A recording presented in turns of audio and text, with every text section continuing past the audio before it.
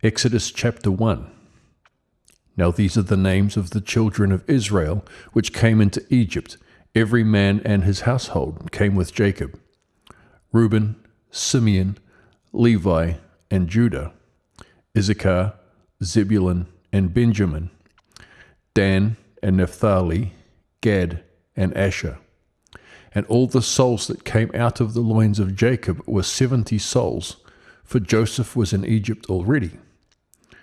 And Joseph died, and all his brethren, and all that generation. And the children of Israel were fruitful, and increased abundantly, and multiplied, and waxed exceedingly mighty, and the land was filled with them. Now there arose up a new king over Egypt, which knew not Joseph. And he said unto his people, Behold, the people of the children of Israel are more and mightier than we. Come on, let us deal wisely with them, lest they multiply, and it come to pass, that, when there falleth out any war, they join also unto our enemies, and fight against us, and so get them up out of the land. Therefore they did set over them taskmasters to afflict them with their burdens. And they built for Pharaoh treasure cities, Pithom and Ramses. But the more they afflicted them, the more they multiplied and grew, and they were grieved because of the children of Israel. And the Egyptians made the children of Israel to serve with rigor, and they made their lives bitter with hard bondage, in mortar and in brick, and in all manner of service in the field. All their service, wherein they made them serve, was with rigor. And the king of Egypt spake to the Hebrew midwives, of which the name of the one was Shiphrah, and the name of the other Puah. And he said, When ye do the office of a midwife to the Hebrew woman, and see them upon the stools, if it be a son, then ye shall kill him, but if it be a daughter, then she shall live. But the midwives feared God, and did not as the king of Egypt commanded them, but saved the men children alive. And the king of Egypt called for the midwives, and said unto them, Why have ye done this thing, and have saved the men children alive? And the midwives said unto Pharaoh, Because the Hebrew women are not as the Egyptian women, for they are lively, and are delivered ere the midwives come in unto them. Therefore God dealt well with the midwives, and the people multiplied, and waxed very mighty. And it came to pass, because the midwives feared God, that he made them houses. And Pharaoh charged all his people, saying, Every son that is born ye shall cast into the river, and every daughter ye shall save alive. Exodus chapter 2. And there went a man of the house of Levi, and took to wife a daughter of Levi. And the woman conceived, and bare a son. And when she saw him that he was a goodly child, she hid him 3 months. And when she could not longer hide him, she took for him an ark of bulrushes, and daubed it with slime and with pitch, and put the child therein. And she laid it in the flags by the river's brink. And his sister stood afar off, to wit what would be done to him. And the daughter of Pharaoh came down to wash herself at the river, and her maidens walked along by the river's side. And when she saw the ark among the flags, she sent her maid to fetch it. And when she had opened it, she saw the child, and behold, the babe wept. And she had compassion on him, and said, This is one of the Hebrews' children. Then said his sister to Pharaoh's daughter, Shall I go and call to thee a nurse of the Hebrew woman, that she may nurse the child for thee? And Pharaoh's daughter said to her, Go. And the maid went and called the child's mother. And Pharaoh's daughter said unto her, Take this child away, and nurse it for me, and I will give thee thy wages. And the woman took the child, and nursed it, and the child grew. And she brought him unto Pharaoh's daughter, and he became her son. And she called his name Moses. And she said, Because I drew him out of the water. And it came to pass in those days, when Moses was grown, that he went out unto his brethren, and looked on their burdens. And he spied an Egyptian smiting an Hebrew, one of his brethren.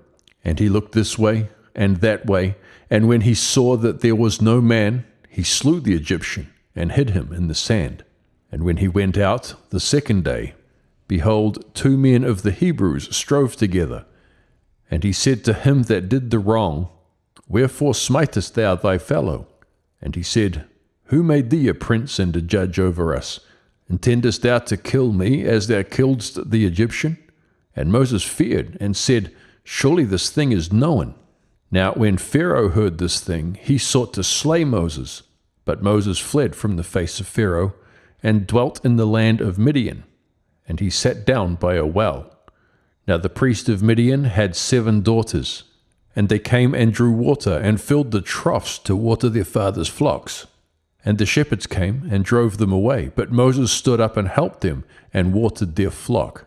And when they came to Reuel their father, he said, How is it that ye are come so soon today? And they said, An Egyptian delivered us out of the hand of the shepherds, and also drew water enough for us, and watered the flock. And he said unto his daughters, And where is he? Why is it that ye have left the man? Call him, that he may eat bread. And Moses was content to dwell with the man, and he gave Moses Zipporah his daughter. And she bare him a son, and he called his name Gershom, for he said, I have been a stranger in a strange land. And it came to pass in the process of time that the king of Egypt died, and the children of Israel sighed by reason of the bondage, and they cried, and their cry came up unto God by reason of the bondage. And God heard their groaning, and God remembered his covenant with Abraham, with Isaac, and with Jacob. And God looked upon the children of Israel, and God had respect unto them. Exodus chapter 3. Now Moses kept the flock of Jethro his father-in-law, the priest of Midian. And he led the flock to the backside of the desert, and came to the mountain of God, even to Horeb. And the angel of the Lord appeared unto him in a flame of fire out of the midst of a bush. And he looked, and behold, the bush burned with fire, and the bush was not consumed. And Moses said, I will now turn aside and see this great sight, why the bush is not burnt. And when the Lord saw that he turned aside to see, God called unto him out of the midst of the bush, and said, Moses, Moses. And he said, Here am I. And he said, Draw not nigh hither, put off thy shoes from off thy feet, for the place whereon thou standest is holy ground. Moreover he said, I am the God of thy father, the God of Abraham, the God of Isaac, and the God of Jacob. And Moses hid his face, for he was afraid to look upon God. And the Lord said, I have surely seen the affliction of my people which are in Egypt, and have heard their cry by reason of their taskmasters, for I know their sorrows. And I am come down to deliver them out of the hand of the Egyptians, and to bring them up out of that land unto a good land, and a large, unto a land flowing with milk and honey, unto the place of the Canaanites, and the Hittites, and the Amorites, and the Perizzites, and the Hivites, and the Jebusites. Now therefore, behold, the cry of the children of Israel is come unto me, and I have also seen the oppression wherewith the Egyptians oppress them.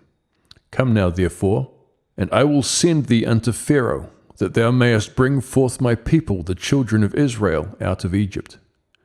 And Moses said unto God, Who am I that I should go unto Pharaoh, and that I should bring forth the children of Israel out of Egypt? And he said, Certainly I will be with thee, and this shall be a token unto thee that I have sent thee. When thou hast brought forth the people out of Egypt, ye shall serve God upon this mountain. And Moses said unto God, Behold, when I come unto the children of Israel, and shall say unto them, The God of your fathers has sent me unto you. And they shall say to me, What is his name? What shall I say unto them? And God said unto Moses, I am that I am. And he said, Thus shalt thou say unto the children of Israel, I am hath sent me unto you. And God said moreover unto Moses, Thus shalt thou say unto the children of Israel, The Lord God of your fathers, the God of Abraham, the God of Isaac, and the God of Jacob, hath sent me unto you. This is my name forever, and this is my memorial unto all generations. Go, and gather the elders of Israel together, and say unto them, The Lord God of your fathers, the God of Abraham, of Isaac, and of Jacob, appeared unto me, saying, I have surely visited you, and seen that which is done to you in Egypt. And I have said, I will bring you up out of the affliction of Egypt unto the land of the Canaanites, and the Hittites, and the Amorites, and the Perizzites, and the Hivites, and the Jebusites, unto a land flowing with milk and honey. And they shall hearken to thy voice, and thou shalt come, thou and the elders of Israel, unto the king of Egypt, and ye shall say unto him, The Lord God of the Hebrews hath met with us, and now let us go, we beseech thee, 3 days' journey into the wilderness, that we may sacrifice to the Lord our God. And I am sure that the king of Egypt will not let you go, no, not by a mighty hand. And I will stretch out my hand, and smite Egypt with all my wonders, which I will do in the midst thereof. And after that he will let you go. And I will give this people favor in the sight of the Egyptians, and it shall come to pass that when ye go, ye shall not go empty, but every woman shall borrow of her neighbor, and of her that sojourneth in her house, jewels of silver, and jewels of gold, and raiment, and ye shall put them upon your sons and upon your daughters, and ye shall spoil the Egyptians. Exodus chapter 4. And Moses answered and said, But behold, they will not believe me, nor hearken unto my voice, for they will say, The Lord hath not appeared unto thee. And the Lord said unto him, What is that in thine hand? And he said, A rod. And he said, Cast it on the ground. And he cast it on the ground, and it became a serpent. And Moses fled from before it. And the Lord said unto Moses, Put forth thine hand, and take it by the tail. And he put forth his hand, and caught it, and it became a rod in his hand, that they may believe that the Lord God of their fathers, the God of Abraham, the God of Isaac, and the God of Jacob, hath appeared unto thee. And the Lord said furthermore unto him, Put now thine hand into thy bosom. And he put his hand into his bosom. And when he took it out, behold, his hand was leprous as snow. And he said, Put thine hand into thy bosom again. And he put his hand into his bosom again, and plucked it out of his bosom, and behold, it was turned again as his other flesh. And it shall come to pass, if they will not believe thee, neither hearken to the voice of the first sign, that they will believe the voice of the latter sign. And it shall come to pass, if they will not believe also these 2 signs, neither hearken unto thy voice, that thou shalt take of the water of the river, and pour it upon the dry land, and the water which thou takest out of the river shall become blood upon the dry land. And Moses said unto the Lord, O my Lord, I am not eloquent, neither heretofore nor since thou hast spoken unto thy servant, but I am slow of speech, and of a slow tongue. And the Lord said unto him, Who hath made man's mouth? Or who maketh the dumb, or deaf, or the seeing, or the blind? Have not I, the Lord? Now therefore go, and I will be with thy mouth, and teach thee what thou shalt say. And he said, O my Lord, send, I pray thee, by the hand of him whom thou wilt send. And the anger of the Lord was kindled against Moses. And he said, Is not Aaron the Levite thy brother? I know that he can speak well. And also, behold, he cometh forth to meet thee. And when he seeth thee, he will be glad in his heart. And thou shalt speak unto him, and put words in his mouth. And I will be with thy mouth, and with his mouth, and will teach you what ye shall do. And he shall be thy spokesman unto the people. And he shall be, even he shall be to thee instead of a mouth, and thou shalt be to him instead of God. And thou shalt take this rod in thine hand, wherewith thou shalt do signs. And Moses went and returned to Jethro his father-in-law, and said unto him, Let me go, I pray thee, and return unto my brethren which are in Egypt, and see whether they be yet alive. And Jethro said to Moses, Go in peace. And the Lord said unto Moses in Midian, Go, return into Egypt, for all the men are dead which sought thy life. And Moses took his wife and his sons, and set them upon an ass, and he returned to the land of Egypt. And Moses took the rod of God in his hand. And the Lord said unto Moses, When thou goest to return into Egypt, see that thou do all those wonders before Pharaoh, which I have put in thine hand. But I will harden his heart, that he shall not let the people go, And thou shalt say unto Pharaoh, Thus saith the Lord, Israel is my son, even my firstborn. And I say unto thee, Let my son go, that he may serve me. And if thou refuse to let him go, behold, I will slay thy son, even thy firstborn. And it came to pass by the way in the inn, that the Lord met him, and sought to kill him. Then Zipporah took a sharp stone, and cut off the foreskin of her son, and cast it at his feet, and said, Surely a bloody husband art thou to me. So he let him go. Then she said, A bloody husband thou art, because of the circumcision. And the Lord said to Aaron, Go into the wilderness to meet Moses. And he went, and he met him in the mount of God, and kissed him. And Moses told Aaron all the words of the Lord who had sent him, and all the signs which he had commanded him. And Moses and Aaron went and gathered together all the elders of the children of Israel. And Aaron spake all the words which the Lord had spoken unto Moses, and did the signs in the sight of the people. And the people believed, and when they heard that the Lord had visited the children of Israel, and that he had looked upon their affliction, then they bowed their heads and worshipped. Exodus chapter 5. And afterward Moses and Aaron went in, and told Pharaoh, Thus saith the Lord God of Israel, Let my people go, that they may hold a feast unto me in the wilderness. And Pharaoh said, Who is the Lord, that I should obey his voice to let Israel go? I know not the Lord, neither will I let Israel go. And they said, The God of the Hebrews hath met with us.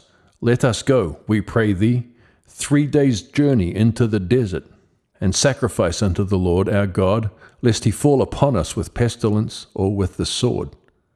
And the king of Egypt said unto them, Wherefore do ye, Moses and Aaron, let the people from their works? Get you unto your burdens.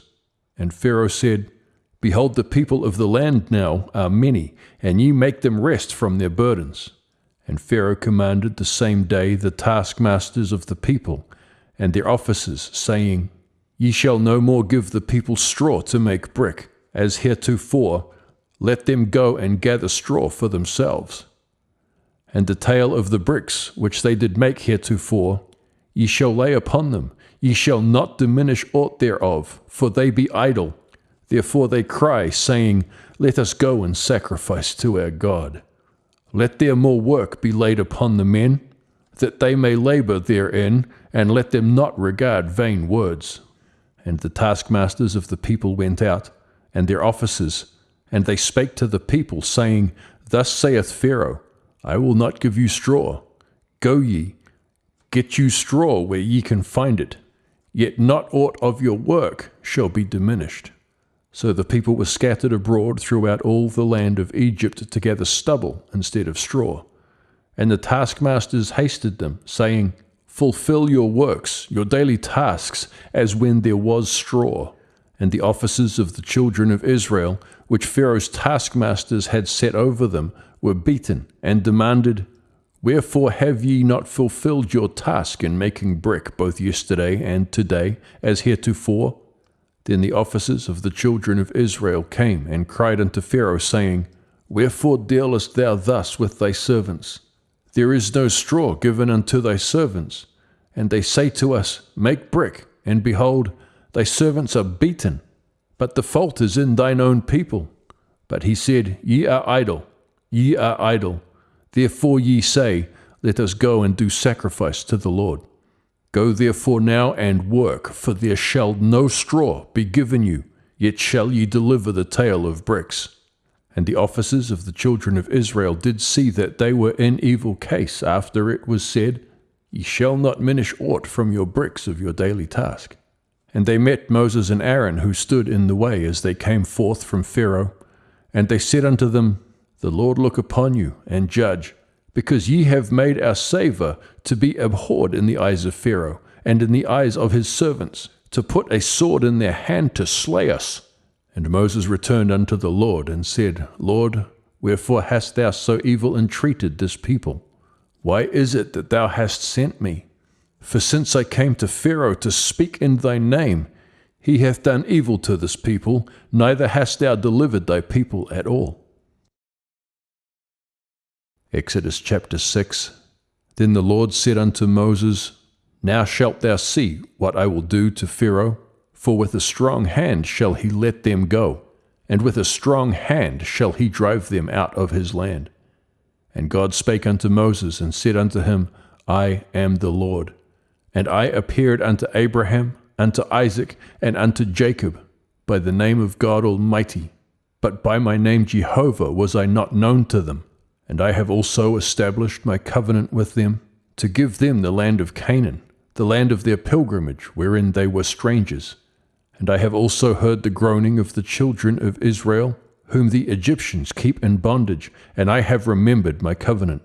Wherefore say unto the children of Israel, I am the Lord, and I will bring you out from under the burdens of the Egyptians, and I will rid you out of their bondage. And I will redeem you with a stretched out arm, and with great judgments. And I will take you to me for a people, and I will be to you a God. And ye shall know that I am the Lord your God, which bringeth you out from under the burdens of the Egyptians. And I will bring you in unto the land concerning the which I did swear to give it to Abraham, to Isaac, and to Jacob. And I will give it to you for an heritage. I am the Lord.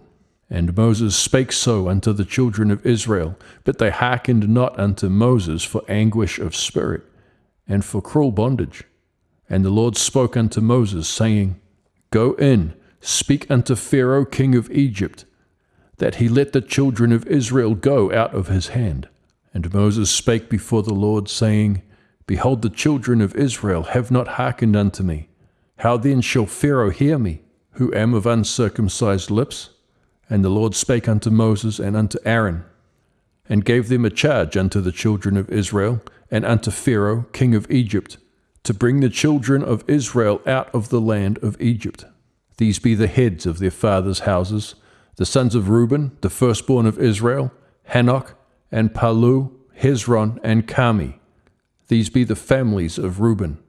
And the sons of Simeon, Jemuel, and Jamin, and Ohad, and Jachin, and Zohar, and Shaul, the son of a Canaanitish woman.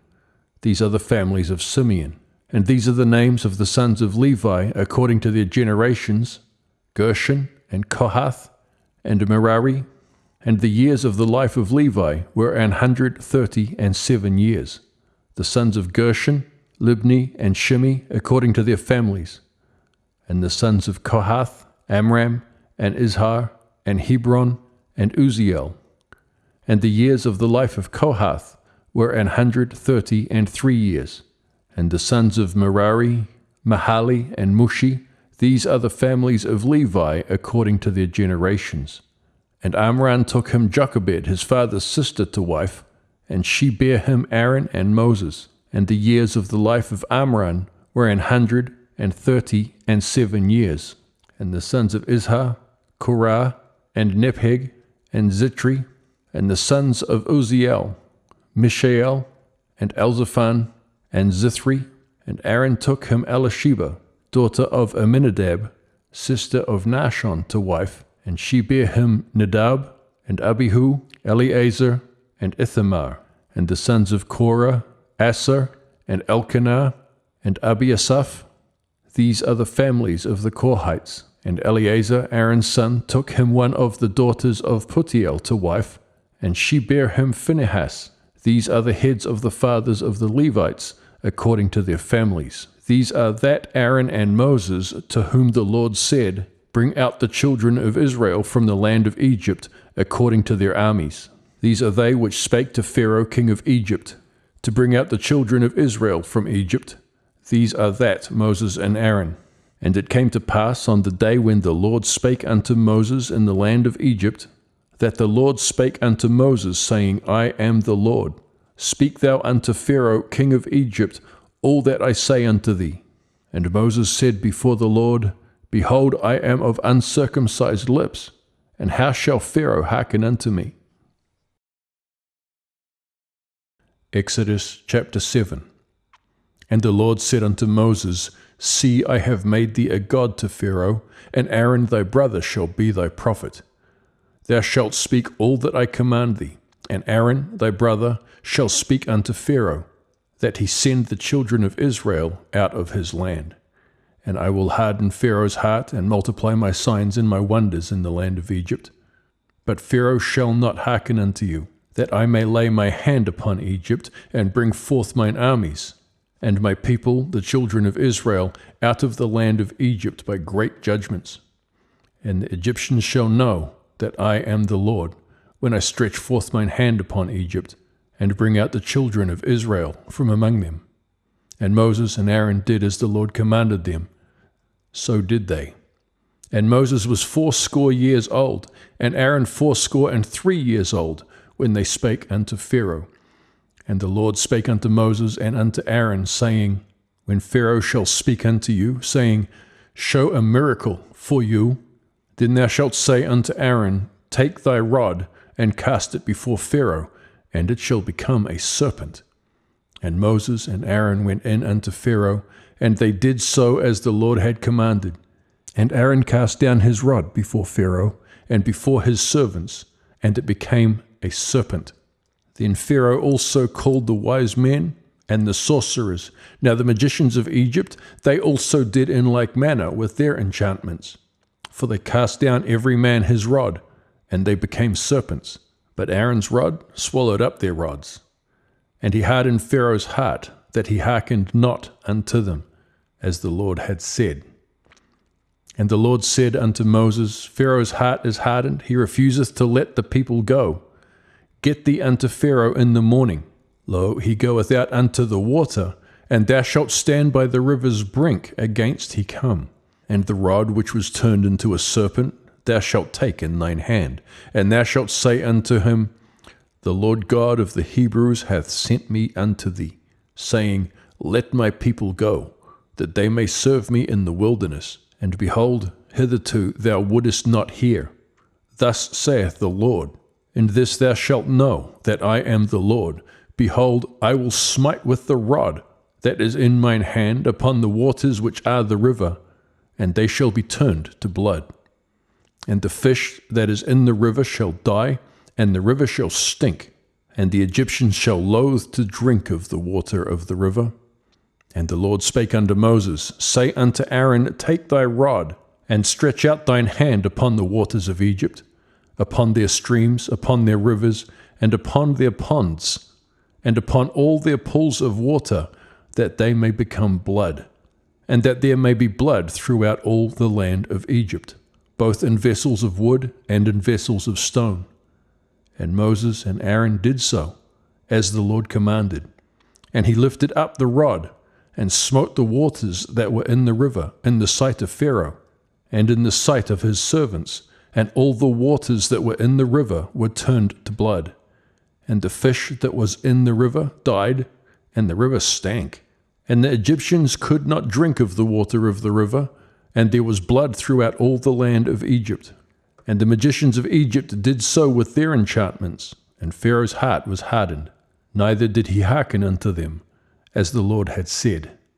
And Pharaoh turned and went into his house, neither did he set his heart to this also. And all the Egyptians digged round about the river for water to drink, for they could not drink of the water of the river. And 7 days were fulfilled after that the Lord had smitten the river. Exodus chapter 8. And the Lord spake unto Moses, Go unto Pharaoh, and say unto him, Thus saith the Lord, Let my people go, that they may serve me. And if thou refuse to let them go, behold, I will smite all thy borders with frogs.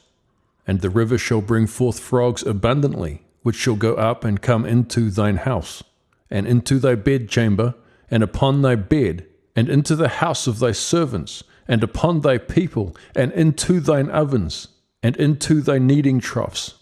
And the frogs shall come up both on thee, and upon thy people, and upon all thy servants. And the Lord spake unto Moses, Say unto Aaron, Stretch forth thine hand with thy rod over the streams, over the rivers, and over the ponds, and cause frogs to come up upon the land of Egypt. And Aaron stretched out his hand over the waters of Egypt, and the frogs came up, and covered the land of Egypt. And the magicians did so with their enchantments, and brought up frogs upon the land of Egypt. Then Pharaoh called for Moses and Aaron and said, Entreat the Lord, that he may take away the frogs from me and from my people, and I will let the people go, that they may do sacrifice unto the Lord. And Moses said unto Pharaoh, Glory over me. When shall I entreat for thee, and for thy servants, and for thy people, to destroy the frogs from thee and thy houses, that they may remain in the river only? And he said, Tomorrow. And he said, Be it according to thy word, that thou mayest know that there is none like unto the Lord our God. And the frogs shall depart from thee, and from thy houses, and from thy servants, and from thy people. They shall remain in the river only. And Moses and Aaron went out from Pharaoh. And Moses cried unto the Lord because of the frogs which he had brought against Pharaoh. And the Lord did according to the word of Moses. And the frogs died out of the houses, out of the villages, and out of the fields. And they gathered them together upon heaps, and the land stank. But when Pharaoh saw that there was respite, he hardened his heart, and hearkened not unto them, as the Lord had said. And the Lord said unto Moses, Say unto Aaron, Stretch out thy rod, and smite the dust of the land, that it may become lice throughout all the land of Egypt.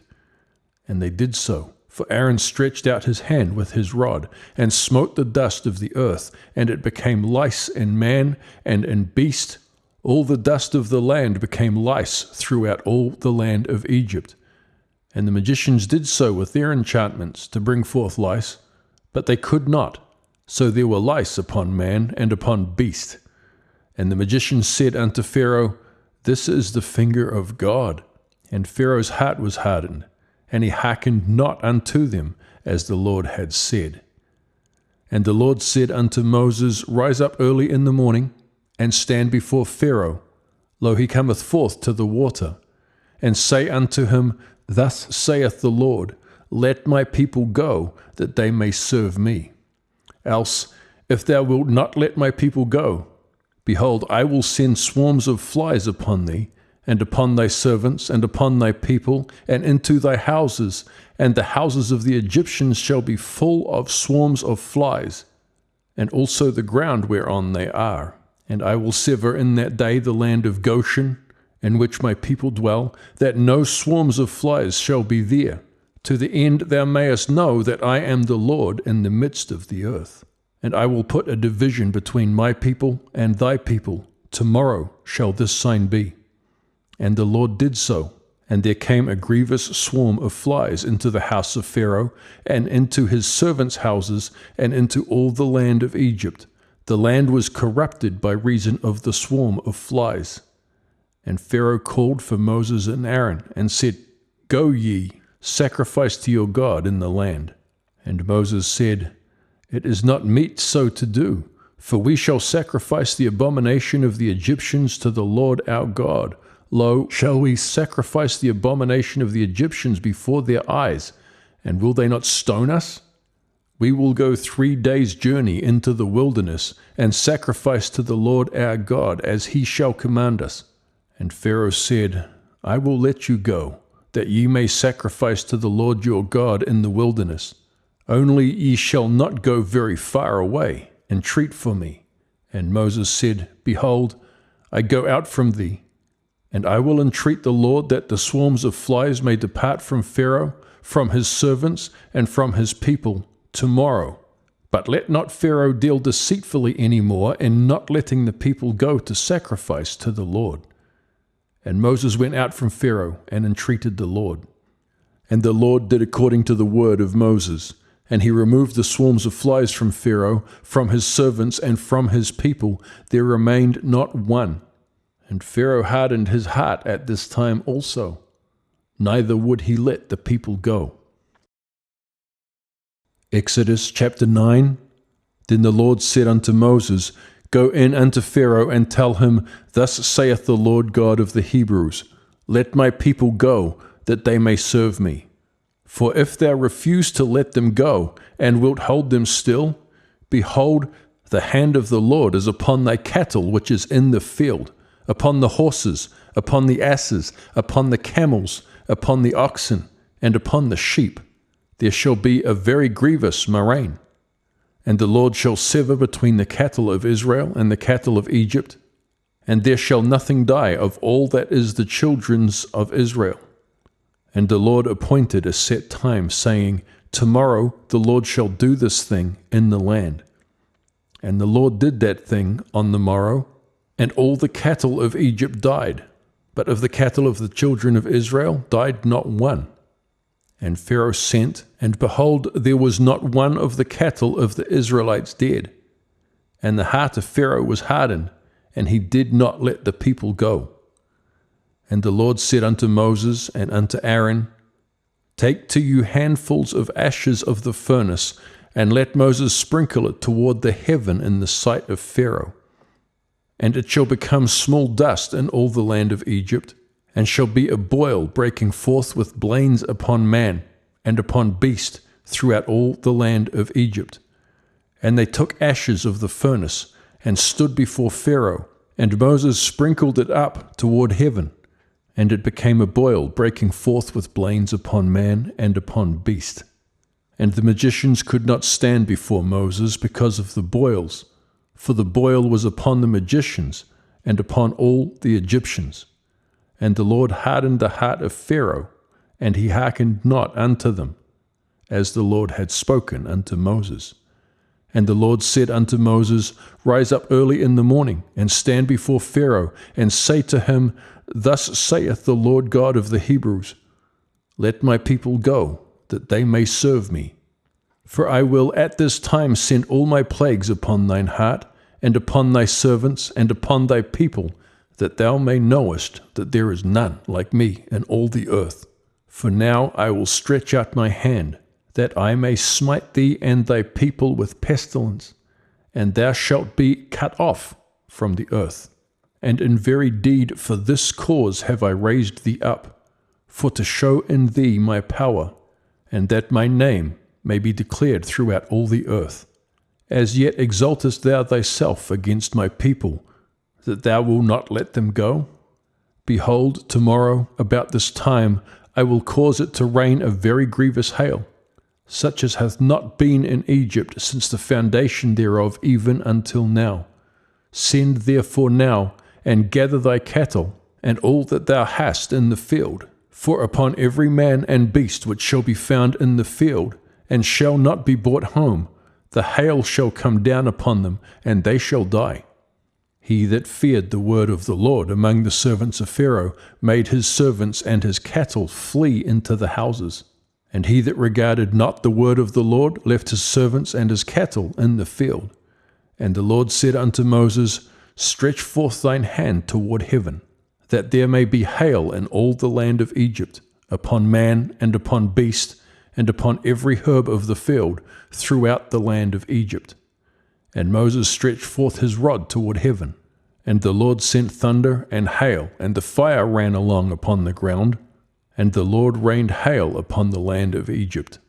So there was hail, and fire mingled with the hail, very grievous, such as there was none like it in all the land of Egypt, since it became a nation.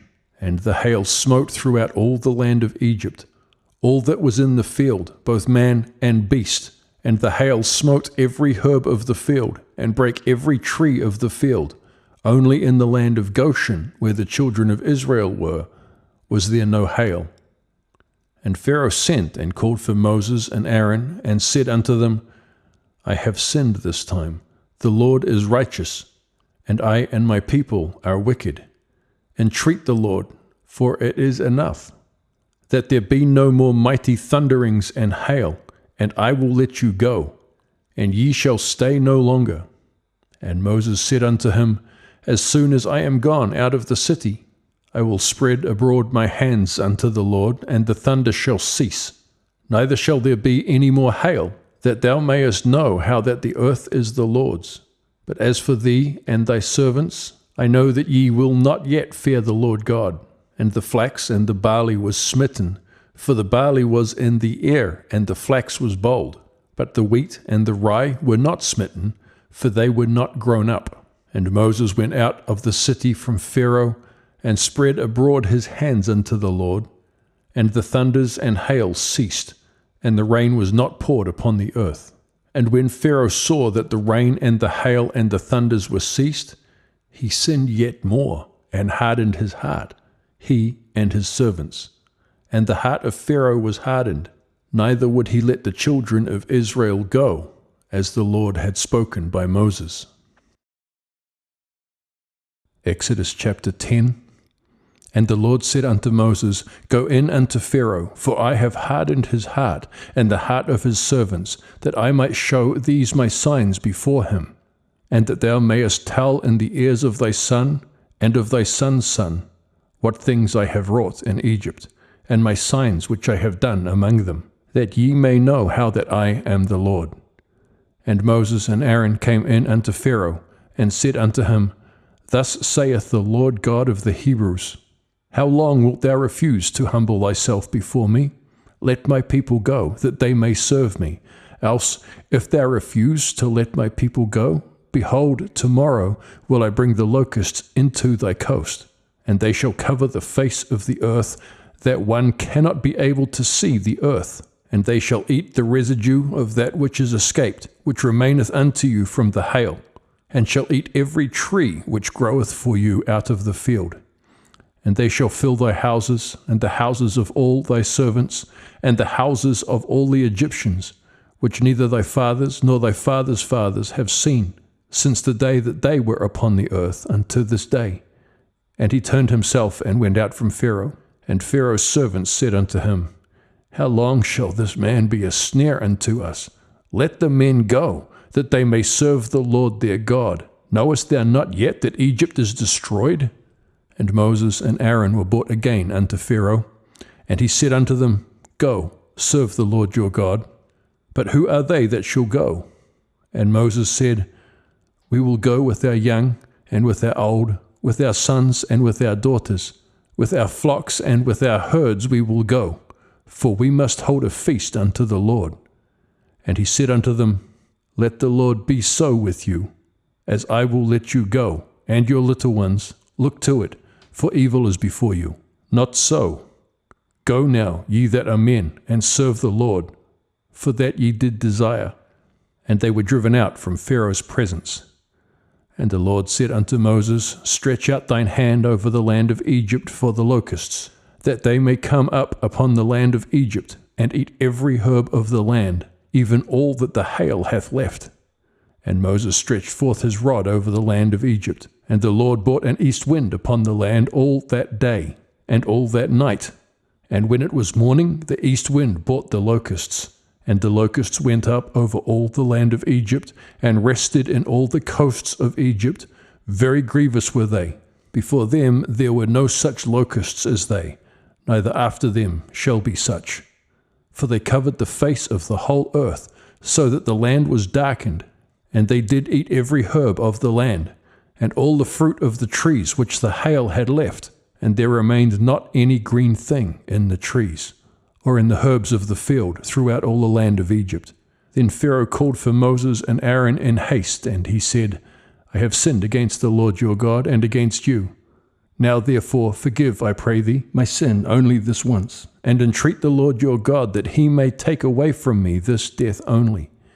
And he went out from Pharaoh and entreated the Lord. And the Lord turned a mighty strong west wind, which took away the locusts, and cast them into the Red Sea. There remained not one locust in all the coasts of Egypt.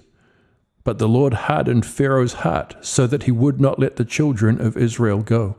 And the Lord said unto Moses, Stretch out thine hand toward heaven, that there may be darkness over the land of Egypt, even darkness which may be felt. And Moses stretched forth his hand toward heaven, and there was a thick darkness in all the land of Egypt 3 days. They saw not one another, neither rose any from his place for 3 days.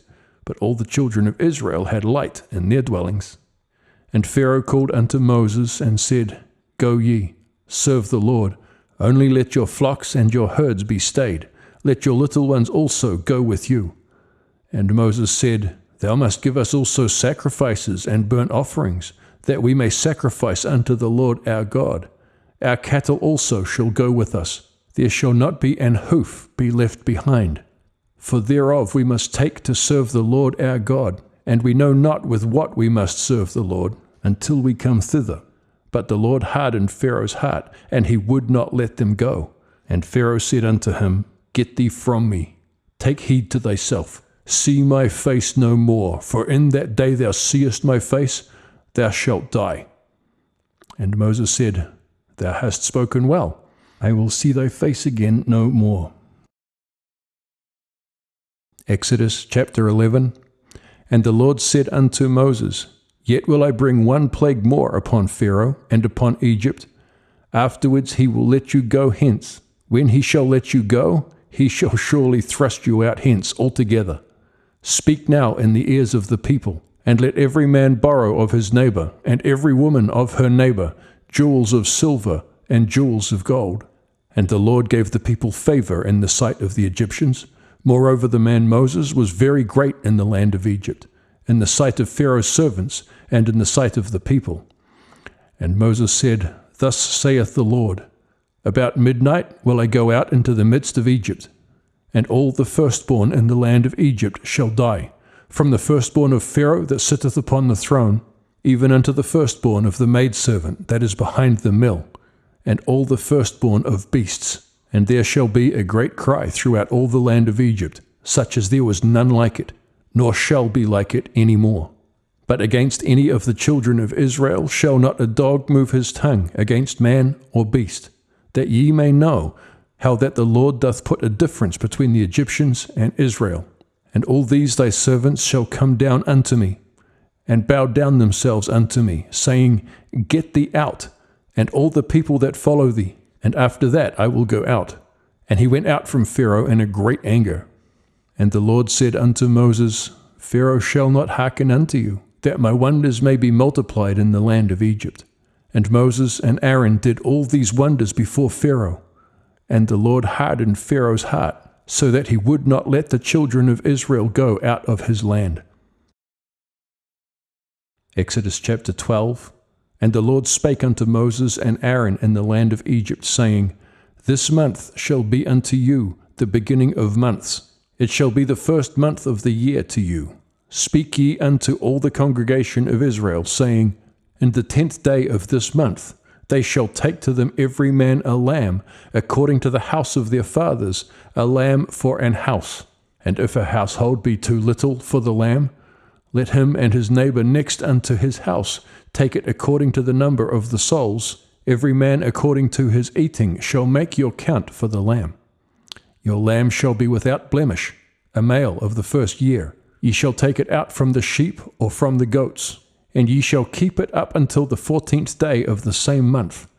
And the whole assembly of the congregation of Israel shall kill it in the evening. And they shall take of the blood, and strike it on the 2 side posts and on the upper doorpost of the houses, wherein they shall eat it. And they shall eat the flesh in that night, roast with fire and unleavened bread, and with bitter herbs they shall eat it. Eat not of it raw, nor sodden at all with water, but roast with fire the head with the legs, and with the purtenance thereof. And ye shall let nothing of it remain until the morning. And that which remaineth of it until the morning ye shall burn with fire. And thus shall ye eat it, with your loins girded, your shoes on your feet, and your staff in your hand. And ye shall eat it in haste. It is the Lord's Passover. For I will pass through the land of Egypt this night, and will smite all the firstborn in the land of Egypt, both man and beast. And against all the gods of Egypt I will execute judgment. I am the Lord. And the blood shall be to you for a token upon the houses where ye are. And when I see the blood, I will pass over you, and the plague shall not be upon you to destroy you when I smite the land of Egypt. And this day shall be unto you for a memorial, and ye shall keep it a feast to the Lord throughout your generations. Ye shall keep it a feast by an ordinance forever. 7 days shall ye eat unleavened bread. Even the first day ye shall put away leaven out of your houses. For whosoever eateth leavened bread from the first day until the 7th day, that soul shall be cut off from Israel. And in the first day there shall be an holy convocation, and in the 7th day there shall be an holy convocation to you. No manner of work shall be done in them, save that which every man must eat, that only may be done of you. And ye shall observe the feast of unleavened bread. For in this selfsame day I have brought your armies out of the land of Egypt. Therefore shall ye observe this day in your generations by an ordinance for ever. In the first month, on the 14th day of the month at even, ye shall eat unleavened bread, until the 21st day of the month at even. 7 days shall there be no leaven found in your houses. For whosoever eateth that which is leavened, even that soul shall be cut off from the congregation of Israel, whether he be a stranger or born in the land. Ye shall eat nothing leavened. In all your habitations shall ye eat unleavened bread. Then Moses called for all the elders of Israel, and said unto them, Draw out and take you a lamb according to your families, and kill the Passover. And ye shall take a bunch of hyssop, and dip it in the blood that is in the basin, and strike the lintel and the 2 side posts with the blood that is in the basin. And none of you shall go out at the door of his house until the morning. For the Lord will pass through to smite the Egyptians. And when he seeth the blood upon the lintel and on the 2 side posts, the Lord will pass over the door, and will not suffer the destroyer to come in unto your houses to smite you. And ye shall observe this thing for an ordinance to thee and to thy sons forever. And it shall come to pass, when ye be come to the land which the Lord will give you, according as he hath promised, that ye shall keep this service. And it shall come to pass, when your children shall say unto you, What mean ye by this service? That ye shall say, It is the sacrifice of the Lord's Passover, who passed over the houses of the children of Israel in Egypt, when he smote the Egyptians, and delivered our houses. And the people bowed their head and worshipped. And the children of Israel went away, and did as the Lord had commanded Moses and Aaron, so did they. And it came to pass that at midnight the Lord smote all the firstborn in the land of Egypt, from the firstborn of Pharaoh that sat on his throne, unto the firstborn of the captive that was in the dungeon, and all the firstborn of cattle. And Pharaoh rose up in the night, he and all his servants, and all the Egyptians. And there was a great cry in Egypt, for there was not a house where there was not one dead. And he called for Moses and Aaron by night, and said, Rise up, and get you forth from among my people, both ye and the children of Israel, and go, serve the Lord as ye have said. Also take your flocks and your herds as ye have said, and be gone, and bless me also. And the Egyptians were urgent upon the people, that they might send them out of the land in haste. For they said, We be all dead men. And the people took their dough before it was leavened, their kneading troughs being bound up in their clothes upon their shoulders. And the children of Israel did according to the word of Moses. And they borrowed of the Egyptians jewels of silver and jewels of gold and raiment. And the Lord gave the people favor in the sight of the Egyptians, so that they lent unto them such things as they required, and they spoiled the Egyptians. And the children of Israel journeyed from Ramesses to Succoth, about 600,000 on foot that were men, beside children. And a mixed multitude went up also with them, and flocks and herds, even very much cattle. And they baked unleavened cakes of the dough which they had brought forth out of Egypt. For it was not leavened, because they were thrust out of Egypt, and could not tarry, neither had they prepared for themselves any victual. Now the sojourning of the children of Israel, who dwelt in Egypt, was 430 years. And it came to pass at the end of the 430 years, even the selfsame day it came to pass, that all the hosts of the Lord went out from the land of Egypt. It is a night to be much observed unto the Lord for bringing them out from the land of Egypt. This is that night of the Lord to be observed of all the children of Israel in their generations. And the Lord said unto Moses and Aaron, This is the ordinance of the Passover. There shall no stranger eat thereof. But every man's servant that is bought for money, when thou hast circumcised him, then shall he eat thereof. A foreigner and a hired servant shall not eat thereof. In one house shall it be eaten. Thou shalt not carry forth aught of the flesh abroad out of the house, neither shall ye break a bone thereof. All the congregation of Israel shall keep it. And when a stranger shall sojourn with thee, and will keep the Passover to the Lord, let all his males be circumcised, and then let him come near and keep it. And he shall be as one that is born in the land, for no uncircumcised person shall eat thereof. One law shall be to him that is homeborn, and unto the stranger that sojourneth among you. Thus did all the children of Israel. As the Lord commanded Moses and Aaron, so did they. And it came to pass the selfsame day that the Lord did bring the children of Israel out of the land of Egypt by their armies. Exodus chapter 13. And the Lord spake unto Moses, saying, Sanctify unto me all the firstborn, whatsoever openeth the womb among the children of Israel, both of man and of beast, it is mine. And Moses said unto the people, Remember this day, in which ye came out from Egypt, out of the house of bondage. For by strength of hand the Lord brought you out from this place. There shall be no leavened bread be eaten. This day came ye out in the month of Abib. And it shall be, when the Lord shall bring thee into the land of the Canaanites, and the Hittites, and the Amorites, and the Hivites, and the Jebusites, which he sware unto thy fathers to give thee, a land flowing with milk and honey, that thou shalt keep this service in this month. 7 days thou shalt eat unleavened bread, and in the 7th day shall be a feast to the Lord. Unleavened bread shall be eaten 7 days, and there shall be no leavened bread be seen with thee, neither shall there be leaven seen with thee in all thy quarters.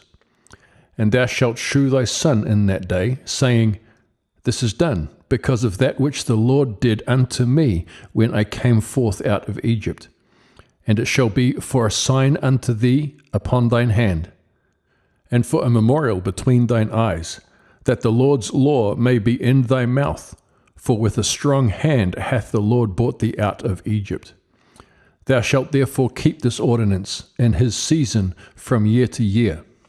And it shall be, when the Lord shall bring thee into the land of the Canaanites, as he sware unto thee and to thy fathers, and shall give it to thee, that thou shalt set apart unto the Lord all that openeth the matrix, and every firstling that cometh of a beast which thou hast, the males shall be the Lord's. And every firstling of an ass thou shalt redeem with a lamb, and if thou wilt not redeem it, then thou shalt break his neck. And all the firstborn of man among thy children shalt thou redeem. And it shall be, when thy son asketh thee in time to come, saying, What is this? That thou shalt say unto him, By strength of hand the Lord brought us out from Egypt, from the house of bondage. And it came to pass, when Pharaoh would hardly let us go, that the Lord slew all the firstborn in the land of Egypt, both the firstborn of man and the firstborn of beast. Therefore I sacrifice to the Lord all that openeth the matrix, being males, but all the firstborn of my children I redeem. And it shall be for a token upon thine hand, and for frontlets between thine eyes. For by strength of hand the Lord brought us forth out of Egypt. And it came to pass, when Pharaoh had let the people go, that God led them not through the way of the land of the Philistines, although that was near. For God said, Lest peradventure the people repent when they see war, and they return to Egypt. But God led the people about through the way of the wilderness of the Red Sea, and the children of Israel went up harnessed out of the land of Egypt. And Moses took the bones of Joseph with him, for he had straitly sworn the children of Israel, saying, God will surely visit you, and ye shall carry up my bones away hence with you. And they took their journey from Succoth, and encamped in Etham, in the edge of the wilderness. And the Lord went before them by day in a pillar of cloud, to lead them the way, and by night in a pillar of fire, to give them light, to go by day and night. He took not away the pillar of the cloud by day, nor the pillar of fire by night from before the people. Exodus chapter 14. And the Lord spake unto Moses, saying, Speak unto the children of Israel, that they turn and encamp before Pihahiroth, between Migdol and the sea, over against Baal-zephon. Before it shall ye camp by the sea. For Pharaoh will say of the children of Israel, They are entangled in the land, the wilderness hath shut them in. And I will harden Pharaoh's heart, that he shall follow after them. And I will be honored upon Pharaoh, and upon all his host, that the Egyptians may know that I am the Lord. And they did so. And it was told the king of Egypt that the people fled, and the heart of Pharaoh and of his servants was turned against the people. And they said, Why have we done this, that we have let Israel go from serving us? And he made ready his chariot, and took his people with him. And he took 600 chosen chariots, and all the chariots of Egypt, and captains over every one of them. And the Lord hardened the heart of Pharaoh king of Egypt, and he pursued after the children of Israel. And the children of Israel went out with a high hand. But the Egyptians pursued after them, all the horses and chariots of Pharaoh, and his horsemen, and his army, and overtook them encamping by the sea, beside Pihahiroth, before Baal-zephon. And when Pharaoh drew nigh, the children of Israel lifted up their eyes, and behold, the Egyptians marched after them. And they were sore afraid, and the children of Israel cried out unto the Lord. And they said unto Moses, Because there were no graves in Egypt, hast thou taken us away to die in the wilderness? Wherefore hast thou dealt thus with us, to carry us forth out of Egypt? Is not this the word that we did tell thee in Egypt, saying, Let us alone, that we may serve the Egyptians? For it had been better for us to serve the Egyptians, than that we should die in the wilderness. And Moses said unto the people, Fear ye not, stand still, and see the salvation of the Lord, which he will shew to you today. For the Egyptians whom ye have seen today, ye shall see them again, no more, forever. The Lord shall fight for you, and ye shall hold your peace. And the Lord said unto Moses, Wherefore criest thou unto me? Speak unto the children of Israel, that they go forward, but lift thou up thy rod, and stretch out thine hand over the sea, and divide it, and the children of Israel shall go on dry ground through the midst of the sea. And I, behold, I will harden the hearts of the Egyptians, and they shall follow them, and I will get me honor upon Pharaoh, and upon all his host, upon his chariots, and upon his horsemen. And the Egyptians shall know that I am the Lord, when I have gotten me honor upon Pharaoh, upon his chariots, and upon his horsemen. And the angel of God, which went before the camp of Israel, removed and went behind them. And the pillar of cloud went from before their face, and stood behind them. And it came between the camp of the Egyptians and the camp of Israel, and it was a cloud and darkness to them. But it gave light by night to these, so that the one came not near the other all the night. And Moses stretched out his hand over the sea, and the Lord caused the sea to go back by a strong east wind all that night, and made the sea dry land, and the waters were divided. And the children of Israel went into the midst of the sea upon the dry ground, and the waters were a wall unto them on their right hand and on their left. And the Egyptians pursued, and went in after them to the midst of the sea, even all Pharaoh's horses, his chariots, and his horsemen. And it came to pass that in the morning watch the Lord looked unto the host of the Egyptians through the pillar of fire and of the cloud, and troubled the host of the Egyptians, and took off their chariot wheels, that they drave them heavily, so that the Egyptians said, Let us flee from the face of Israel, for the Lord fighteth for them against the Egyptians. And the Lord said unto Moses, Stretch out thine hand over the sea, that the waters may come again upon the Egyptians, upon their chariots, and upon their horsemen. And Moses stretched forth his hand over the sea, and the sea returned to his strength when the morning appeared, and the Egyptians fled against it, and the Lord overthrew the Egyptians in the midst of the sea.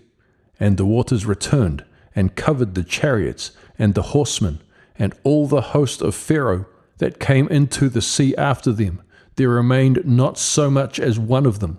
But the children of Israel walked upon dry land in the midst of the sea, and the waters were a wall unto them on their right hand and on their left. Thus the Lord saved Israel that day out of the hand of the Egyptians.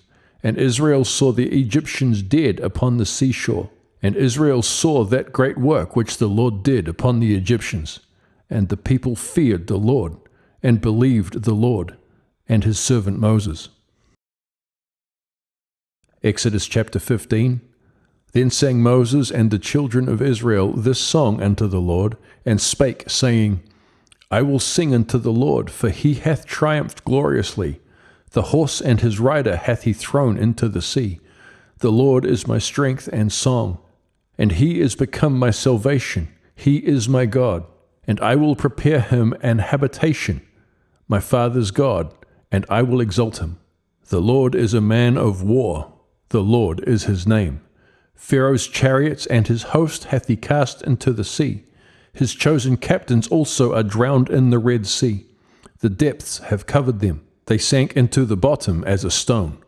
Thy right hand, O Lord, is become glorious in power. Thy right hand, O Lord, hath dashed in pieces the enemy. And in the greatness of thine excellency thou hast overthrown them that rose up against thee. Thou sentest forth thy wrath, which consumed them as stubble. And with the blast of thy nostrils the waters were gathered together. The floods stood upright as a heap, and the depths were congealed in the heart of the sea. The enemy said, I will pursue, I will overtake, I will divide the spoil. My lust shall be satisfied upon them. I will draw my sword, my hand shall destroy them. Thou didst blow with thy wind, the sea covered them.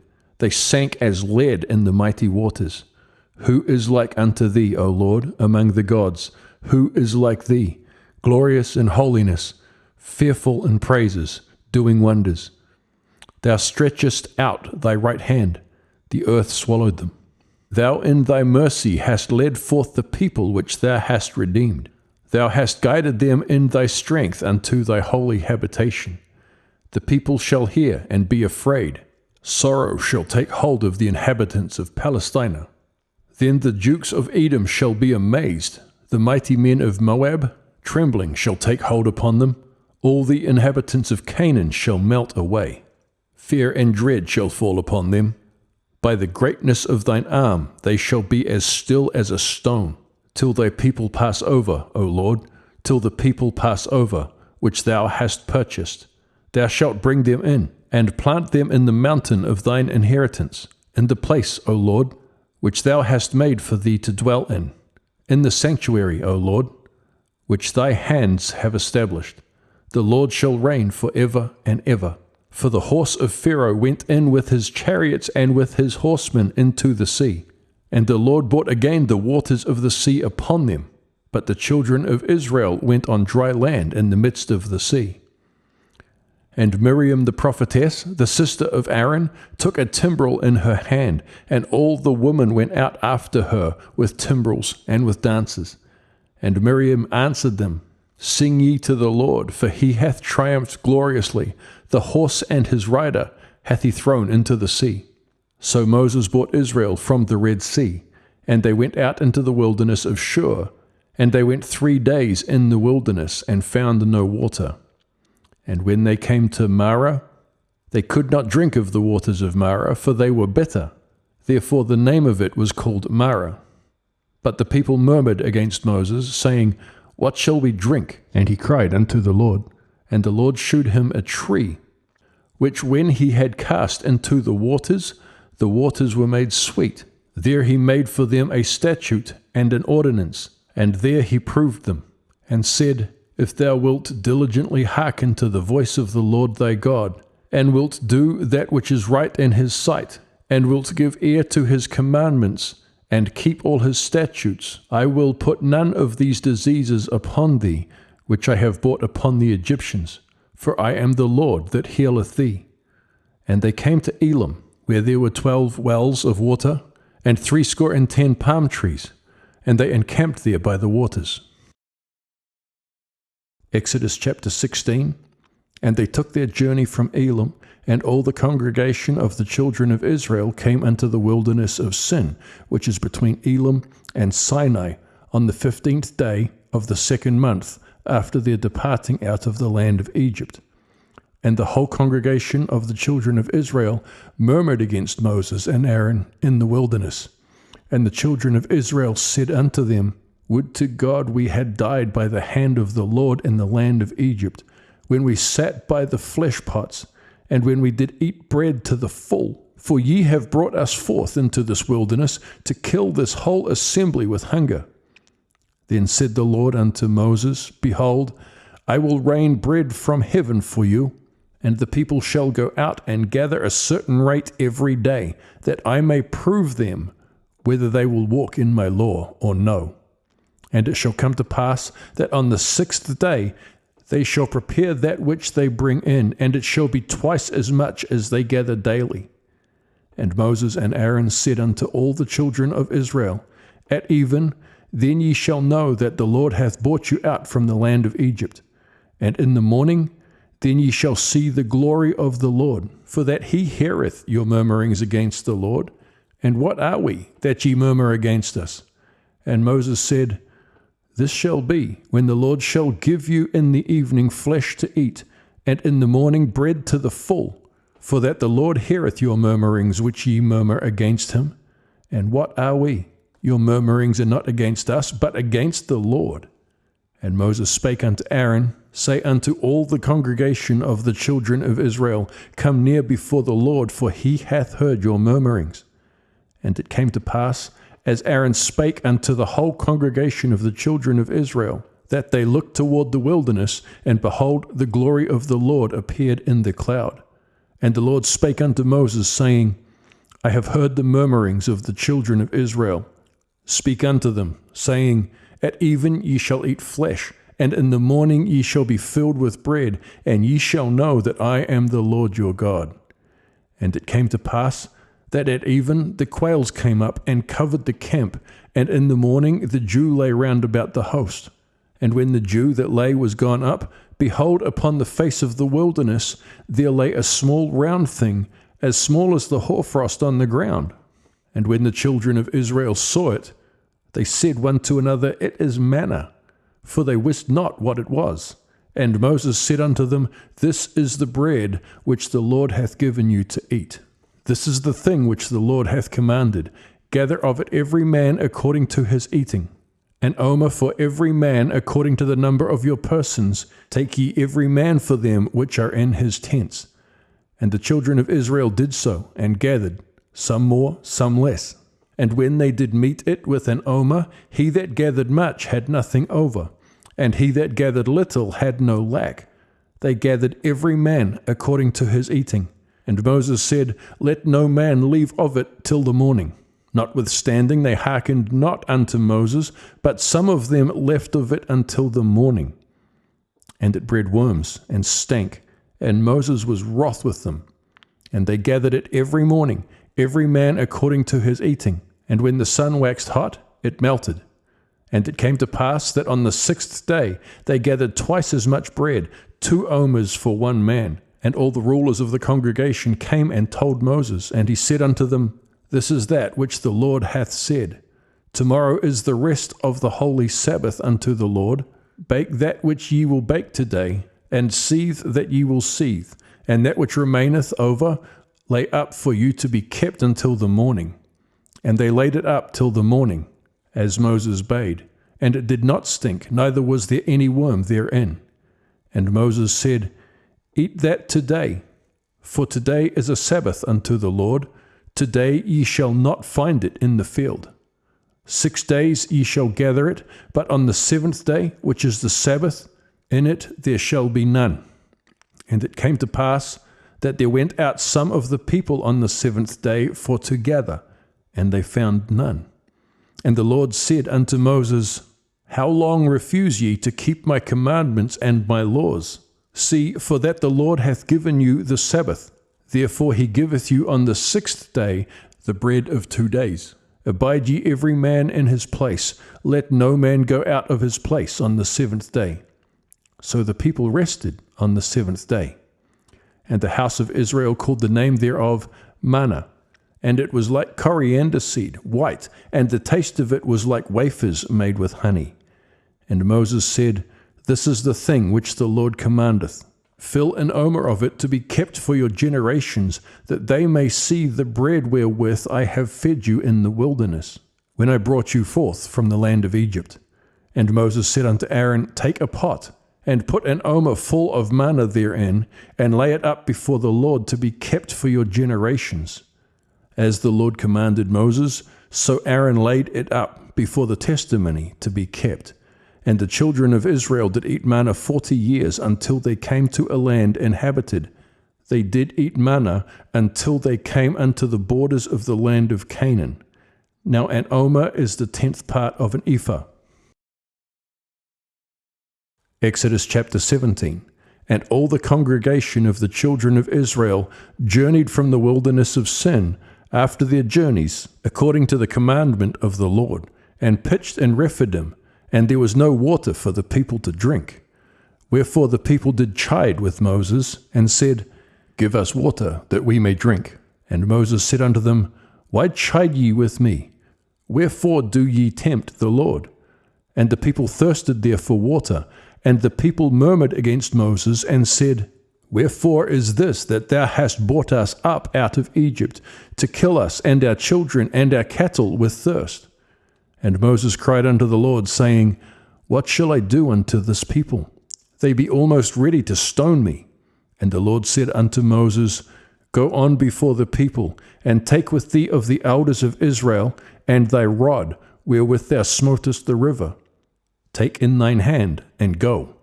Behold, I will stand before thee there upon the rock in Horeb, and thou shalt smite the rock, and there shall come water out of it, that the people may drink. And Moses did so in the sight of the elders of Israel. And he called the name of the place Massah and Meribah, because of the chiding of the children of Israel, and because they tempted the Lord, saying, Is the Lord among us or not? Then came Amalek, and fought with Israel in Rephidim. And Moses said unto Joshua, Choose us out men, and go out, fight with Amalek. Tomorrow I will stand on the top of the hill with the rod of God in my hand. So Joshua did as Moses had said to him, and fought with Amalek. And Moses, Aaron, and Hur went up to the top of the hill. And it came to pass, when Moses held up his hand, that Israel prevailed, and when he let down his hand, Amalek prevailed. But Moses' hands were heavy, and they took a stone and put it under him, and he sat thereon, and Aaron and Hur stayed up his hands, the one on the one side, and the other on the other side. And his hands were steady until the going down of the sun. And Joshua discomfited Amalek and his people with the edge of the sword. And the Lord said unto Moses, Write this for a memorial in a book, and rehearse it in the ears of Joshua, for I will utterly put out the remembrance of Amalek from under heaven. And Moses built an altar, and called the name of it Jehovah Nissi, for he said, Because the Lord hath sworn that the Lord will have war with Amalek from generation to generation. Exodus chapter 18. When Jethro, the priest of Midian, Moses' father-in-law, heard of all that God had done for Moses and for Israel his people, and that the Lord had brought Israel out of Egypt, then Jethro, Moses' father-in-law, took Zipporah, Moses' wife, after he had sent her back, and her 2 sons, of which the name of one was Gershom, for he said, I have been an alien in a strange land, and the name of the other was Eleazar. For the God of my father, said he, was mine help, and delivered me from the sword of Pharaoh. And Jethro, Moses' father-in-law, came with his sons and his wife unto Moses into the wilderness, where he encamped at the mount of God. And he said unto Moses, I, thy father-in-law Jethro, am come unto thee, and thy wife, and her 2 sons with her. And Moses went out to meet his father-in-law, and did obeisance, and kissed him, and they asked each other of their welfare, and they came into the tent. And Moses told his father-in-law all that the Lord had done unto Pharaoh and to the Egyptians for Israel's sake, and all the travail that had come upon them by the way, and how the Lord delivered them. And Jethro rejoiced for all the goodness which the Lord had done to Israel, whom he had delivered out of the hand of the Egyptians. And Jethro said, Blessed be the Lord, who hath delivered you out of the hand of the Egyptians, and out of the hand of Pharaoh, who hath delivered the people from under the hand of the Egyptians. Now I know that the Lord is greater than all gods, for in the thing wherein they dealt proudly, he was above them. And Jethro, Moses' father-in-law, took a burnt offering and sacrifices for God, and Aaron came, and all the elders of Israel, to eat bread with Moses' father-in-law before God. And it came to pass on the morrow that Moses sat to judge the people, and the people stood by Moses from the morning unto the evening. And when Moses' father-in-law saw all that he did to the people, he said, What is this thing that thou doest to the people? Why sittest thou thyself alone, and all the people stand by thee from morning unto even? And Moses said unto his father-in-law, Because the people come unto me to inquire of God. When they have a matter, they come unto me, and I judge between one and another, and I do make them know the statutes of God and his laws. And Moses' father-in-law said unto him, The thing that thou doest is not good. Thou wilt surely wear away, both thou and this people that is with thee. For this thing is too heavy for thee. Thou art not able to perform it thyself alone. Hearken now unto my voice. I will give thee counsel, and God shall be with thee. Be thou for the people to Godward, that thou mayest bring the causes unto God. And thou shalt teach them ordinances and laws, and shalt shew them the way wherein they must walk, and the work that they must do. Moreover, thou shalt provide out of all the people able men, such as fear God, men of truth, hating covetousness, and place such over them to be rulers of thousands, and rulers of hundreds, rulers of 50s, and rulers of 10s. And let them judge the people at all seasons, and it shall be that every great matter they shall bring unto thee, but every small matter they shall judge. So shall it be easier for thyself, and they shall bear the burden with thee. If thou shalt do this thing, and God command thee so, then thou shalt be able to endure, and all this people shall also go to their place in peace. So Moses hearkened to the voice of his father-in-law, and did all that he had said. And Moses chose able men out of all Israel, and made them heads over the people, rulers of thousands, rulers of hundreds, rulers of 50s, and rulers of 10s. And they judged the people at all seasons. The hard causes they brought unto Moses, but every small matter they judged themselves. And Moses let his father-in-law depart, and he went his way into his own land. Exodus chapter 19. In the 3rd month, when the children of Israel were gone forth out of the land of Egypt, the same day came they into the wilderness of Sinai, for they were departed from Rephidim, and were come to the desert of Sinai, and had pitched in the wilderness, and there Israel camped before the mount. And Moses went up unto God, and the Lord called unto him out of the mountain, saying, Thus shalt thou say to the house of Jacob, and tell the children of Israel, Ye have seen what I did unto the Egyptians, and how I bare you on eagle's wings, and brought you unto myself. Now therefore, if ye will obey my voice indeed, and keep my covenant, then ye shall be a peculiar treasure unto me above all people, for all the earth is mine. And ye shall be unto me a kingdom of priests and a holy nation. These are the words which thou shalt speak unto the children of Israel. And Moses came and called for the elders of the people, and laid before their faces all these words which the Lord commanded him. And all the people answered together, and said, All that the Lord hath spoken, we will do. And Moses returned the words of the people unto the Lord. And the Lord said unto Moses, Lo, I come unto thee in a thick cloud, that the people may hear when I speak with thee, and believe thee forever. And Moses told the words of the people unto the Lord. And the Lord said unto Moses, Go unto the people, and sanctify them today and tomorrow, and let them wash their clothes, and be ready against the 3rd day. For the 3rd day the Lord will come down in the sight of all the people upon Mount Sinai.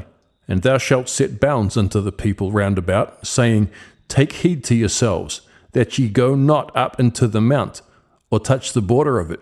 Whosoever toucheth the mount shall be surely put to death. There shall not an hand touch it, but he shall surely be stoned, or shot through. Whether it be beast or man, it shall not live. When the trumpet soundeth long, they shall come up to the mount.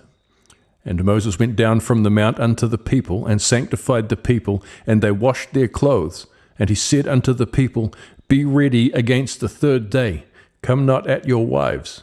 And it came to pass on the 3rd day in the morning, that there were thunders and lightnings, and a thick cloud upon the mount, and the voice of the trumpet exceeding loud, so that all the people that was in the camp trembled. And Moses brought forth the people out of the camp to meet with God, and they stood at the nether part of the mount. And Mount Sinai was altogether on a smoke, because the Lord descended upon it in fire, and the smoke thereof ascended as the smoke of a furnace, and the whole mount quaked greatly. And when the voice of the trumpet sounded long, and waxed louder and louder, Moses spake, and God answered him by a voice. And the Lord came down upon Mount Sinai, on the top of the mount, and the Lord called Moses up to the top of the mount, and Moses went up. And the Lord said unto Moses, Go down, charge the people, lest they break through unto the Lord to gaze, and many of them perish. And let the priests also which come near to the Lord sanctify themselves, lest the Lord break forth upon them. And Moses said unto the Lord, The people cannot come up to the Mount Sinai, for thou chargest us, saying, Set bounds about the mount, and sanctify it. And the Lord said unto him, Away, get thee down, and thou shalt come up, thou and Aaron with thee. But let not the priests and the people break through to come up unto the Lord, lest he break forth upon them. So Moses went down unto the people, and spake unto them. Exodus chapter 20. And God spake all these words, saying, I am the Lord thy God, which have brought thee out of the land of Egypt, out of the house of bondage. Thou shalt have no other gods before me. Thou shalt not make unto thee any graven image, or any likeness of anything that is in heaven above, or that is in the earth beneath, or that is in the water under the earth. Thou shalt not bow down thyself to them, nor serve them. For I, the Lord thy God, am a jealous God, visiting the iniquity of the fathers upon the children unto the third and fourth generation of them that hate me, and showing mercy upon thousands of them that love me, and keep my commandments. Thou shalt not take the name of the Lord thy God in vain, for the Lord will not hold him guiltless that taketh his name in vain. Remember the Sabbath day, to keep it holy. 6 days shalt thou labor, and do all thy work. But the seventh day is the Sabbath of the Lord thy God. In it thou shalt not do any work, thou, nor thy son, nor thy daughter, thy manservant, nor thy maidservant, nor thy cattle, nor thy stranger that is within thy gates. For in 6 days the Lord made heaven, and earth, the sea, and all that in them is, and rested the seventh day. Wherefore the Lord blessed the Sabbath day, and hallowed it. Honor thy father and thy mother, that thy days may be long upon the land which the Lord thy God giveth thee. Thou shalt not kill. Thou shalt not commit adultery. Thou shalt not steal. Thou shalt not bear false witness against thy neighbor. Thou shalt not covet thy neighbor's house. Thou shalt not covet thy neighbor's wife, nor his manservant, nor his maidservant, nor his ox, nor his ass, nor anything that is thy neighbor's. And all the people saw the thunderings, and the lightnings, and the noise of the trumpet, and the mountain smoking. And when the people saw it, they removed, and stood far off. And they said unto Moses, Speak thou with us, and we will hear. But let not God speak with us, lest we die. And Moses said unto the people, Fear not, for God is come to prove you, and that his fear may be before your faces, that ye sin not. And the people stood afar off. And Moses drew near unto the thick darkness where God was. And the Lord said unto Moses, Thus thou shalt say unto the children of Israel, Ye have seen that I have talked with you from heaven. Ye shall not make with me gods of silver, neither shall ye make unto you gods of gold.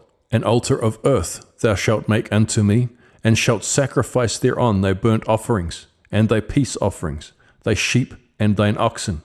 In all places where I record my name, I will come unto thee, and I will bless thee.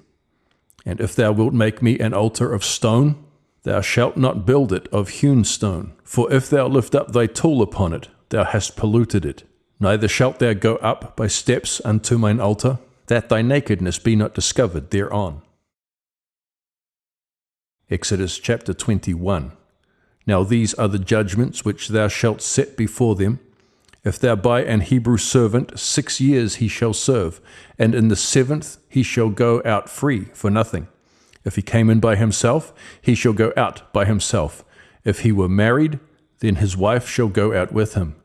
If his master have given him a wife, and she have borne him sons or daughters, the wife and her children shall be her master's, and he shall go out by himself. And if the servant shall plainly say, I love my master, my wife, and my children, I will not go out free, then his master shall bring him unto the judges. he shall also bring him to the door or unto the door post, and his master shall bore his ear through with an awl, and he shall serve him forever. And if a man sell his daughter to be a maidservant, she shall not go out as the men servants do. If she please not her master who hath betrothed her to himself, then shall he let her be redeemed. To sell her unto a strange nation he shall have no power, seeing he hath dealt deceitfully with her. And if he have betrothed her unto his son, he shall deal with her after the manner of daughters. If he take him another wife, her food, her raiment, and her duty of marriage shall he not diminish. And if he do not these three things unto her, then shall she go out free, without money. He that smiteth a man so that he die shall be surely put to death.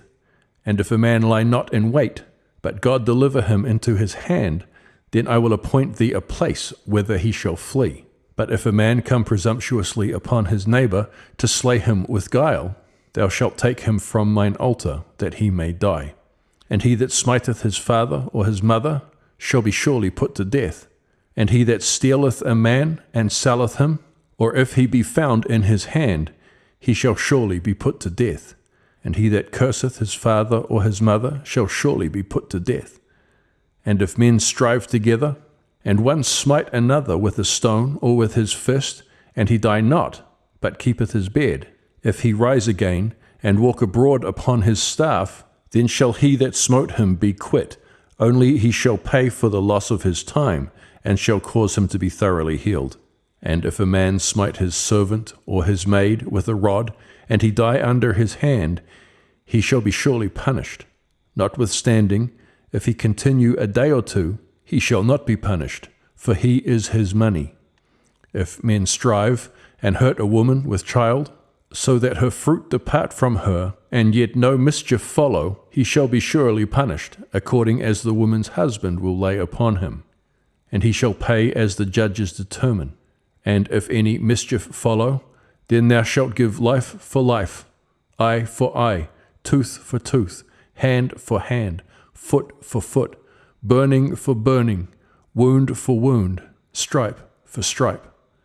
And if a man smite the eye of his servant, or the eye of his maid, that it perish, he shall let him go free for his eye's sake.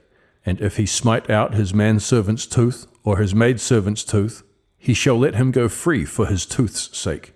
If an ox gore a man or a woman, that they die, then the ox shall be surely stoned, and his flesh shall not be eaten, but the owner of the ox shall be quit. But if the ox were wont to push with his horn in time past, and it hath been testified to his owner, and he hath not kept him in, but that he hath killed a man or a woman, the ox shall be stoned, and his owner also shall be put to death. If there be laid on him a sum of money, then he shall give for the ransom of his life whatsoever is laid upon him, whether he have gored a son or have gored a daughter, according to this judgment shall it be done unto him. If the ox shall push a manservant or a maidservant, he shall give unto the master 30 shekels of silver, and the ox shall be stoned. And if a man shall open a pit, or if a man shall dig a pit, and not cover it, and an ox or an ass fall therein, the owner of the pit shall make it good, and give money unto the owner of them, and the dead beast shall be his. And if one man's ox hurt another's, that he die, then they shall sell the live ox, and divide the money of it, and the dead ox also they shall divide. Or if it be known that the ox hath used to push in time past, and his owner hath not kept him in, he shall surely pay ox for ox, and the dead shall be his own. Exodus chapter 22. If a man shall steal an ox or a sheep, and kill it, or sell it, he shall restore 5 oxen for an ox, and 4 sheep for a sheep. If a thief be found breaking up, and be smitten that he die, there shall no blood be shed for him. If the sun be risen upon him, there shall be blood shed for him, for he should make full restitution. If he have nothing, then he shall be sold for his theft. If the theft be certainly found in his hand alive, whether it be ox or ass or sheep, he shall restore double. If a man shall cause a field or vineyard to be eaten, and shall put in his beast, and shall feed in another man's field, of the best of his own field, and of the best of his own vineyard, shall he make restitution. If fire break out and catch in thorns, so that the stacks of corn, or the standing corn, or the field be consumed therewith, he that kindled the fire shall surely make restitution. If a man shall deliver unto his neighbor money or stuff to keep, and it be stolen out of the man's house, if the thief be found, let him pay double. If the thief be not found, then the master of the house shall be brought unto the judges, to see whether he have put his hand upon his neighbor's goods. For all manner of trespass, whether it be for ox, for ass, for sheep, for raiment, or for any manner of lost thing, which another challengeth to be his, the cause of both parties shall come before the judges, and whom the judges shall condemn, he shall pay double unto his neighbor. If a man deliver unto his neighbor an ass, or an ox, or a sheep, or any beast to keep, and it die, or be hurt, or driven away, no man seeing it, then shall an oath of the Lord be between them both, that he hath not put his hand unto his neighbor's goods, and the owner of it shall accept thereof, and he shall not make it good. And if it be stolen from him, he shall make restitution unto the owner thereof. If it be torn in pieces, then let him bring it for witness, and he shall not make good that which was torn. And if a man borrow aught of his neighbor, and it be hurt or die, the owner thereof being not with it, he shall surely make it good. But if the owner thereof be with it, he shall not make it good. If it be an hired thing, it came for his hire. And if a man entice a maid that is not betrothed, and lie with her, he shall surely endow her to be his wife. If her father utterly refuse to give her unto him, he shall pay money according to the dowry of virgins. Thou shalt not suffer a witch to live. Whosoever lieth with a beast shall surely be put to death. He that sacrificeth unto any god, save unto the Lord only, he shall be utterly destroyed. Thou shalt neither vex a stranger, nor oppress him, for ye were strangers in the land of Egypt. Ye shall not afflict any widow or fatherless child. If thou afflict them in any wise, and they cry at all unto me, I will surely hear their cry, and my wrath shall wax hot.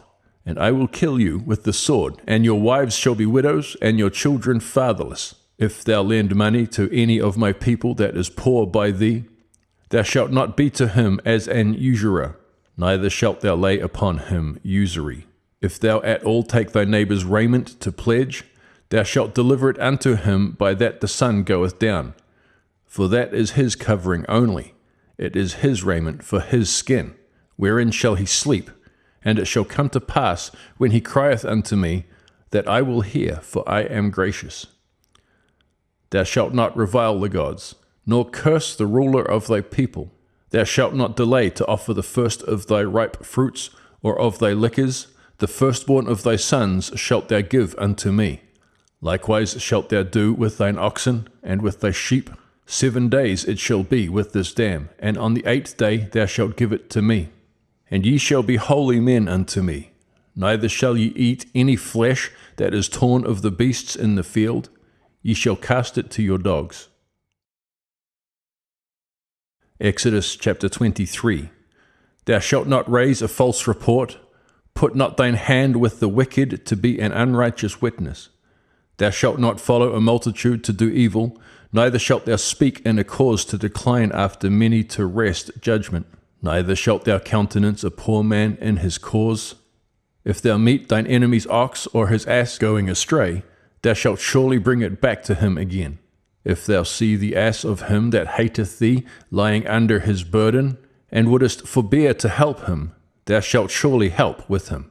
Thou shalt not wrest the judgment of thy poor in his cause. Keep thee far from a false matter, and the innocent and righteous slay thou not, for I will not justify the wicked.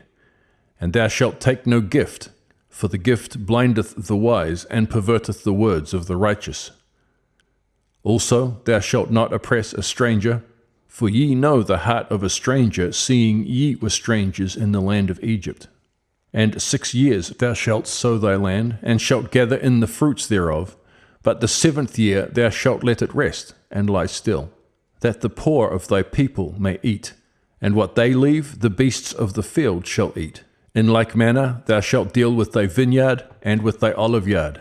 6 days thou shalt do thy work, and on the 7th day thou shalt rest, that thine ox and thine ass may rest, and the son of thy handmaid and the stranger may be refreshed. And in all things that I have said unto you be circumspect, and make no mention of the name of other gods, neither let it be heard out of thy mouth. 3 times thou shalt keep a feast unto me in the year. Thou shalt keep the feast of unleavened bread. Thou shalt eat unleavened bread 7 days, as I commanded thee, in the time appointed of the month Abib, for in it thou camest out from Egypt, and none shall appear before me empty. And the feast of harvest, the first fruits of thy labors, which thou hast sown in the field, and the feast of ingathering, which is in the end of the year, when thou hast gathered in thy labors out of the field. 3 times in the year all thy males shall appear before the Lord God. Thou shalt not offer the blood of my sacrifice with leavened bread, neither shall the fat of my sacrifice remain until the morning. The first of the first fruits of thy land thou shalt bring into the house of the Lord thy God. Thou shalt not seethe a kid in his mother's milk.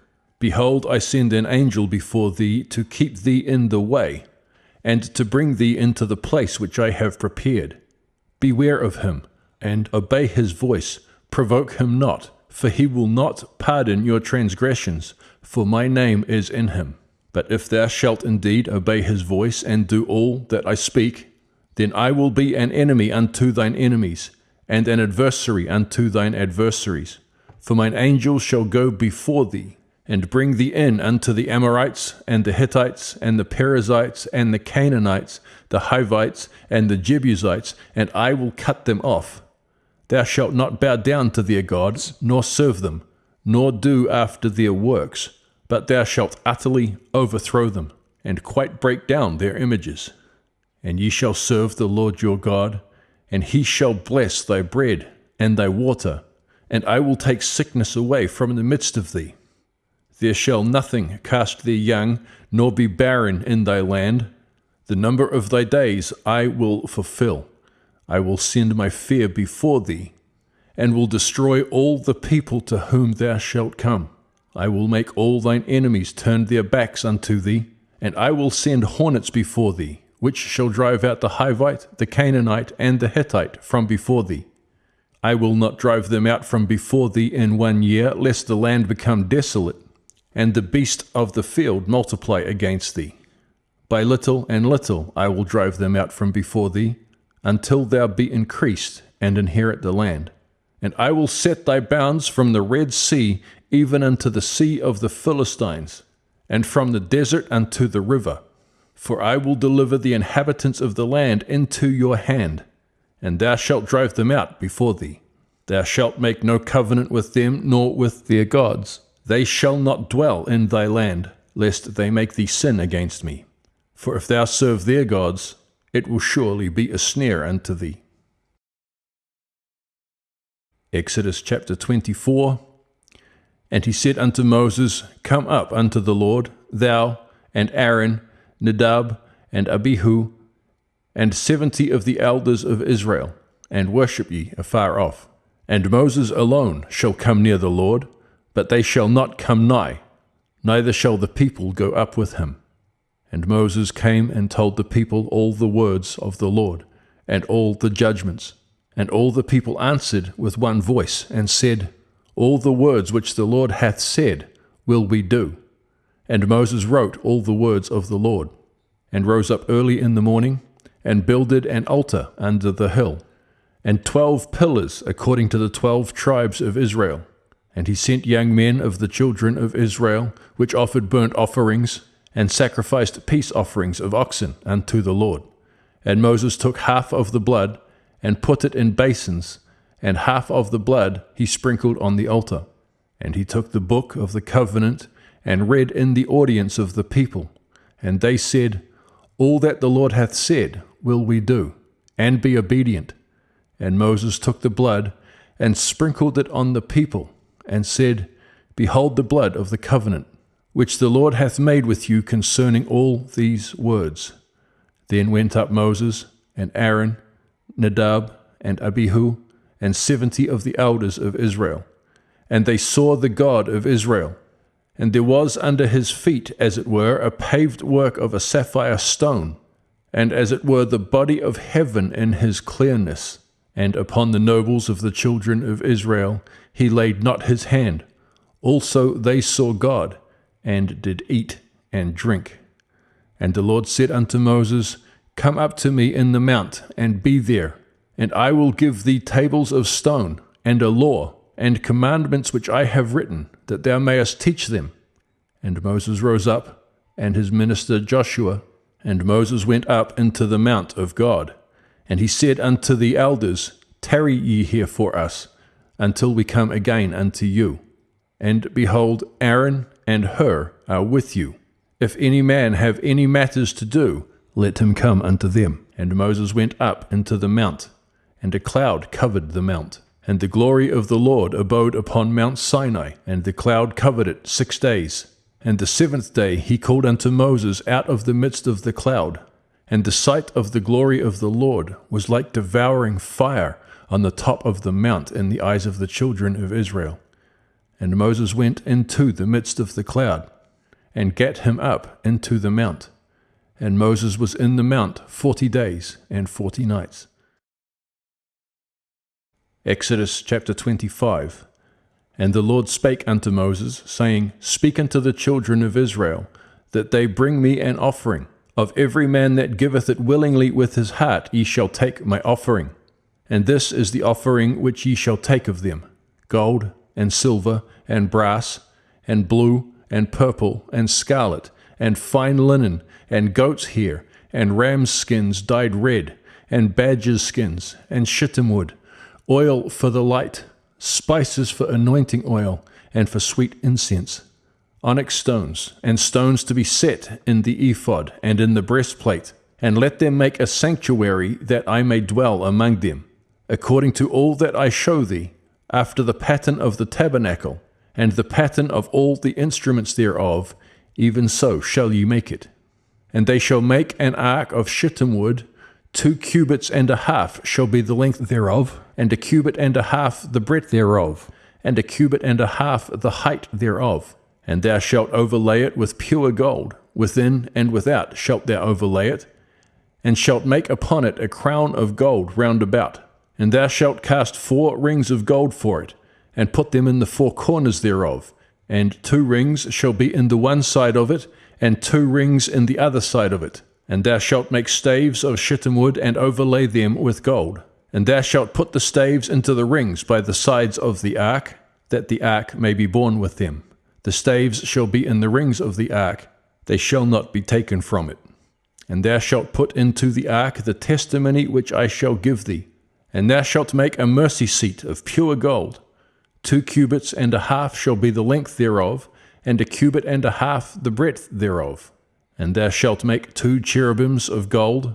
Of beaten work shalt thou make them into 2 ends of the mercy seat, and make 1 cherub on the one end, and the other cherub on the other end. Even of the mercy seat shall ye make the cherubims on the 2 ends thereof. And the cherubims shall stretch forth their wings on high, covering the mercy seat with their wings. And their faces shall look one to another. Toward the mercy seat shall the faces of the cherubims be. And thou shalt put the mercy seat above upon the ark, and in the ark thou shalt put the testimony that I shall give thee. And there I will meet with thee, and I will commune with thee from above the mercy seat, from between the 2 cherubims which are upon the ark of the testimony, of all things which I will give thee in commandment unto the children of Israel. Thou shalt also make a table of shittim wood. 2 cubits shall be the length thereof, and 1 cubit the breadth thereof, and 1 cubit and a half the height thereof. And thou shalt overlay it with pure gold, and make thereto a crown of gold round about. And thou shalt make unto it a border of an handbreadth round about, and thou shalt make a golden crown to the border thereof round about. And thou shalt make for it 4 rings of gold, and put the rings in the 4 corners that are on the 4 feet thereof. Over against the border shall the rings be for places of the staves to bear the table. And thou shalt make the staves of shittim wood, and overlay them with gold, that the table may be borne with them. And thou shalt make the dishes thereof, and spoons thereof, and covers thereof, and bowls thereof, to cover withal. Of pure gold shalt thou make them. And thou shalt set upon the table shewbread before me always. And thou shalt make a candlestick of pure gold, of beaten work shall the candlestick be made, his shaft, and his branches, his bowls, his knops, and his flowers shall be of the same. And 6 branches shall come out from the sides of it, 3 branches of the candlestick out of the one side, and 3 branches of the candlestick out of the other side. 3 bowls made like unto almonds, with a knop and a flower in one branch, and 3 bowls made like almonds in the other branch, with a knop and a flower. So in the 6 branches that come out of the candlestick. And in the candlestick shall be 4 bowls made like unto almonds, with their knops and their flowers. And there shall be a knop under 2 branches of the same, and a knop under 2 branches of the same, and a knop under 2 branches of the same, according to the 6 branches that proceed out of the candlestick. Their knops and their branches shall be of the same. All it shall be one beaten work of pure gold. And thou shalt make the 7 lamps thereof, and they shall light the lamps thereof, that they may give light over against it. And the tongs thereof, and the snuff dishes thereof, shall be of pure gold. Of a talent of pure gold shall he make it, with all these vessels. And look that thou make them after their pattern, which was shewed thee in the mount. Exodus chapter 26. Moreover, thou shalt make the tabernacle with 10 curtains of fine twined linen, and blue, and purple, and scarlet, with cherubims of cunning work shalt thou make them. The length of one curtain shall be 28 cubits, and the breadth of one curtain 4 cubits. And every one of the curtains shall have one measure. The 5 curtains shall be coupled together one to another, and other 5 curtains shall be coupled one to another. And thou shalt make loops of blue upon the edge of the one curtain from the selvage in the coupling. And likewise shalt thou make in the uttermost edge of another curtain in the coupling of the second. 50 loops shalt thou make in the one curtain, and 50 loops shalt thou make in the edge of the curtain that is in the coupling of the second, that the loops may take hold one of another. And thou shalt make 50 taches of gold, and couple the curtains together with the taches, and it shall be one tabernacle. And thou shalt make curtains of goat's hair to be a covering upon the tabernacle. 11 curtains shalt thou make. The length of one curtain shall be 30 cubits, and the breadth of one curtain 4 cubits. And the 11 curtains shall be all of one measure. And thou shalt couple 5 curtains by themselves, and 6 curtains by themselves, and shalt double the 6th curtain in the forefront of the tabernacle. And thou shalt make 50 loops on the edge of the one curtain that is outmost in the coupling, and 50 loops in the edge of the curtain which coupleth the second. And thou shalt make 50 taches of brass, and put the taches into the loops, and couple the tent together, that it may be one. And the remnant that remaineth of the curtains of the tent, the half curtain that remaineth shall hang over the backside of the tabernacle, and a cubit on the one side, and a cubit on the other side of that which remaineth in the length of the curtains of the tent. It shall hang over the sides of the tabernacle on this side and on that side, to cover it. And thou shalt make a covering for the tent of rams' skins, dyed red, and a covering above of badgers' skins. And thou shalt make boards for the tabernacle of shittim wood standing up. 10 cubits shall be the length of the board, and 1.5 cubits shall be the breadth of one board. 2 tenons shall there be in one board, set in order one against another. Thus shalt thou make for all the boards of the tabernacle. And thou shalt make the boards for the tabernacle, 20 boards on the south side southward, and thou shalt make 40 sockets of silver under the 20 boards, 2 sockets under one board for his 2 tenons, and 2 sockets under another board for his 2 tenons. And for the second side of the tabernacle on the north side there shall be 20 boards, and there 40 sockets of silver, 2 sockets under one board, and 2 sockets under another board. And for the sides of the tabernacle westward thou shalt make 6 boards, and 2 boards shalt thou make for the corners of the tabernacle in the 2 sides. And they shall be coupled together beneath, and they shall be coupled together above the head of it unto one ring. Thus shall it be for them both. They shall be for the 2 corners. And they shall be 8 boards, and their sockets of silver, 16 sockets, 2 sockets under one board, and 2 sockets under another board. And thou shalt make bars of shittim wood, 5 for the boards of the one side of the tabernacle, and 5 bars for the boards of the other side of the tabernacle, and 5 bars for the boards of the side of the tabernacle, for the 2 sides westward. And the middle bar in the midst of the boards shall reach from end to end. And thou shalt overlay the boards with gold, and make there rings of gold for places for the bars, and thou shalt overlay the bars with gold. And thou shalt rear up the tabernacle according to the fashion thereof which was shewed thee in the mount. And thou shalt make a veil of blue, and purple, and scarlet, and fine twined linen of cunning work. With cherubims shall it be made. And thou shalt hang it upon 4 pillars of shittim wood overlaid with gold. Their hooks shall be of gold, upon the 4 sockets of silver. And thou shalt hang up the veil under the taches, that thou mayest bring in thither within the veil the ark of the testimony. And the veil shall divide unto you between the holy place and the most holy. And thou shalt put the mercy seat upon the ark of the testimony in the most holy place. And thou shalt set the table without the veil, and the candlestick over against the table on the side of the tabernacle towards the south. And thou shalt put the table on the north side. And thou shalt make an hanging for the door of the tent of blue, and purple, and scarlet, and fine twined linen, wrought with needlework. And thou shalt make for the hanging 5 pillars of shittim wood, and overlay them with gold. And their hooks shall be of gold. And thou shalt cast 5 sockets of brass for them. Exodus chapter 27. And thou shalt make an altar of shittim wood, 5 cubits long, and 5 cubits broad. The altar shall be 4 square, and the height thereof shall be 3 cubits. And thou shalt make the horns of it upon the 4 corners thereof. His horns shall be of the same, and thou shalt overlay it with brass. And thou shalt make his pans to receive his ashes, and his shovels, and his basins, and his flesh hooks, and his fire pans. All the vessels thereof thou shalt make of brass.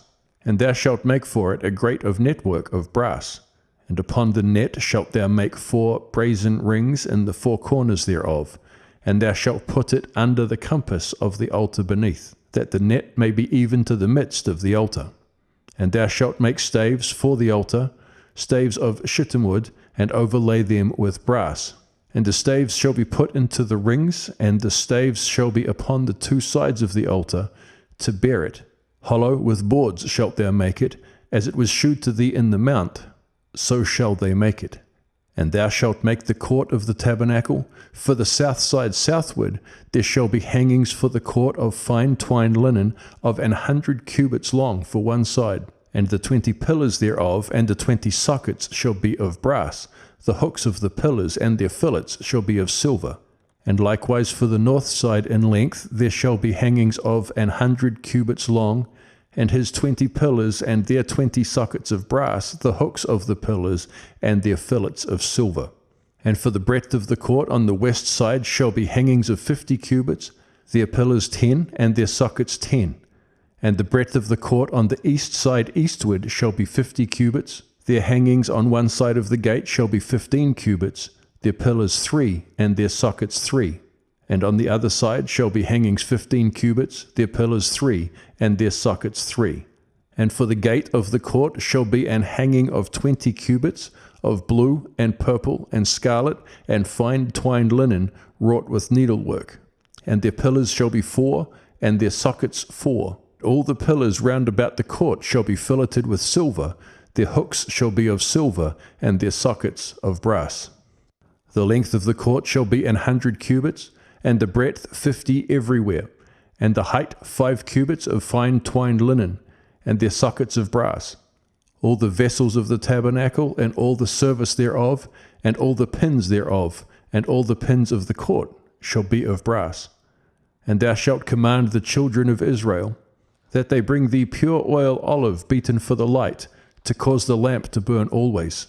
In the tabernacle of the congregation without the veil, which is before the testimony, Aaron and his sons shall order it from evening to morning before the Lord. It shall be a statute forever unto their generations on behalf of the children of Israel. Exodus chapter 28. And take thou unto thee Aaron thy brother, and his sons with him, from among the children of Israel, that he may minister unto me in the priest's office, even Aaron, Nadab, and Abihu, Eleazar, and Ithamar, Aaron's sons. And thou shalt make holy garments for Aaron thy brother for glory and for beauty, and thou shalt speak unto all that are wise-hearted, whom I have filled with the spirit of wisdom, that they may make Aaron's garments to consecrate him, that he may minister unto me in the priest's office. And these are the garments which they shall make: a breastplate, and an ephod, and a robe, and a broidered coat, a mitre, and a girdle. And they shall make holy garments for Aaron thy brother and his sons, that he may minister unto me in the priest's office. And they shall take gold, and blue, and purple, and scarlet, and fine linen. And they shall make the ephod of gold, of blue, and of purple, of scarlet, and fine twined linen, with cunning work. It shall have the 2 shoulder pieces thereof joined at the 2 edges thereof, and so it shall be joined together. And the curious girdle of the ephod which is upon it shall be of the same, according to the work thereof, even of gold, of blue, and purple, and scarlet, and fine twined linen. And thou shalt take 2 onyx stones, and grave on them the names of the children of Israel, 6 of their names on one stone, and the other 6 names of the rest on the other stone, according to their birth. With the work of an engraver in stone, like the engravings of a signet, shalt thou engrave the 2 stones with the names of the children of Israel. Thou shalt make them to be set in ouches of gold. And thou shalt put the 2 stones upon the shoulders of the ephod for stones of memorial unto the children of Israel. And Aaron shall bear their names before the Lord upon his 2 shoulders for a memorial. And thou shalt make ouches of gold, and 2 chains of pure gold at the ends. Of wreathen work shalt thou make them, and fasten the wreathen chains to the ouches. And thou shalt make the breastplate of judgment with cunning work. After the work of the ephod thou shalt make it, of gold, of blue, and of purple, and of scarlet, and of fine twined linen shalt thou make it. 4 square it shall be, being doubled. A span shall be the length thereof, and a span shall be the breadth thereof. And thou shalt set in it settings of stones, even 4 rows of stones. The first row shall be a sardius, a topaz, and a carbuncle. This shall be the first row. And the second row shall be an emerald, a sapphire, and a diamond. And the third row a ligure, an agate, and an amethyst. And in the 4th row a beryl, and an onyx, and a jasper. They shall be set in gold in their enclosings. And the stones shall be with the names of the children of Israel, 12 according to their names, like the engravings of a signet. Every one with his name shall they be, according to the 12 tribes. And thou shalt make upon the breastplate chains at the ends of wreathen work of pure gold. And thou shalt make upon the breastplate 2 rings of gold, and shalt put the 2 rings on the 2 ends of the breastplate. And thou shalt put the 2 wreathen chains of gold in the 2 rings which are on the ends of the breastplate. And the other 2 ends of the 2 wreathen chains thou shalt fasten in the 2 ouches, and put them on the shoulder pieces of the ephod before it. And thou shalt make 2 rings of gold. And thou shalt put them upon the 2 ends of the breastplate in the border thereof, which is in the side of the ephod inward. And 2 other rings of gold shalt thou make, and shalt put them on the 2 sides of the ephod underneath, toward the forepart thereof, over against the other coupling thereof above the curious girdle of the ephod. And they shall bind the breastplate by the rings thereof unto the rings of the ephod with a lace of blue. that it may be above the curious girdle of the ephod, and that the breastplate be not loosed from the ephod. And Aaron shall bear the names of the children of Israel in the breastplate of judgment upon his heart, when he goeth in unto the holy place, for a memorial before the Lord continually. And thou shalt put in the breastplate of judgment the Urim and the Thummim, and they shall be upon Aaron's heart, when he goeth in before the Lord. And Aaron shall bear the judgment of the children of Israel upon his heart before the Lord continually. And thou shalt make the robe of the ephod all of blue, and there shall be an hole in the top of it, in the midst thereof. It shall have a binding of woven work around about the whole of it, as it were the hole of an habergeon, that it be not rent. And beneath, upon the hem of it, thou shalt make pomegranates of blue, and of purple, and of scarlet, round about the hem thereof, and bells of gold between them round about, a golden bell and a pomegranate, a golden bell and a pomegranate, upon the hem of the robe round about. And it shall be upon Aaron to minister, and his sound shall be heard when he goeth in unto the holy place before the Lord, and when he cometh out, that he die not. And thou shalt make a plate of pure gold, and grave upon it, like the engravings of a signet, holiness to the Lord. And thou shalt put it on a blue lace, that it may be upon the mitre, upon the forefront of the mitre it shall be. And it shall be upon Aaron's forehead, that Aaron may bear the iniquity of the holy things, which the children of Israel shall hallow in all their holy gifts. And it shall be always upon his forehead, that they may be accepted before the Lord. And thou shalt embroider the coat of fine linen, and thou shalt make the mitre of fine linen, and thou shalt make the girdle of needlework. And for Aaron's sons thou shalt make coats, and thou shalt make for them girdles, and bonnets shalt thou make for them, for glory and for beauty. And thou shalt put them upon Aaron thy brother and his sons with him, and shalt anoint them, and consecrate them, and sanctify them, that they may minister unto me in the priest's office. And thou shalt make them linen breeches to cover their nakedness, from the loins even unto the thighs they shall reach. And they shall be upon Aaron and upon his sons, when they come in unto the tabernacle of the congregation, or when they come near unto the altar to minister in the holy place, that they bear not iniquity and die. It shall be a statute forever unto him and his seed after him. Exodus chapter 29. And this is the thing that thou shalt do unto them to hallow them, to minister unto me in the priest's office. Take 1 young bullock, and 2 rams without blemish, and unleavened bread, and cakes unleavened tempered with oil, and wafers unleavened anointed with oil, of wheaten flour shalt thou make them. And thou shalt put them into 1 basket, and bring them in the basket with the bullock and the 2 rams. And Aaron and his sons thou shalt bring unto the door of the tabernacle of the congregation, and shalt wash them with water. And thou shalt take the garments, and put upon Aaron the coat, and the robe of the ephod, and the breastplate, and gird him with the curious girdle of the ephod. And thou shalt put the mitre upon his head, and put the holy crown upon the mitre. Then shalt thou take the anointing oil, and pour it upon his head, and anoint him. And thou shalt bring his sons, and put coats upon them, and thou shalt gird them with girdles, Aaron and his sons, and put the bonnets on them. And the priest's office shall be theirs for a perpetual statute, and thou shalt consecrate Aaron and his sons. And thou shalt cause a bullock to be brought before the tabernacle of the congregation, and Aaron and his sons shall put their hands upon the head of the bullock. And thou shalt kill the bullock before the Lord by the door of the tabernacle of the congregation. And thou shalt take of the blood of the bullock, and put it upon the horns of the altar with thy finger, and pour all the blood beside the bottom of the altar. And thou shalt take all the fat that covereth the inwards, and the caul that is above the liver, and the 2 kidneys, and the fat that is upon them, and burn them upon the altar. But the flesh of the bullock, and the skin, and his dung, shalt thou burn with fire without the camp. It is a sin offering. Thou shalt also take 1 ram, and Aaron and his sons shall put their hands upon the head of the ram, and thou shalt slay the ram. And thou shalt take his blood, and sprinkle it round about upon the altar. And thou shalt cut the ram in pieces, and wash the inwards of him, and his legs, and put them unto his pieces, and unto his head.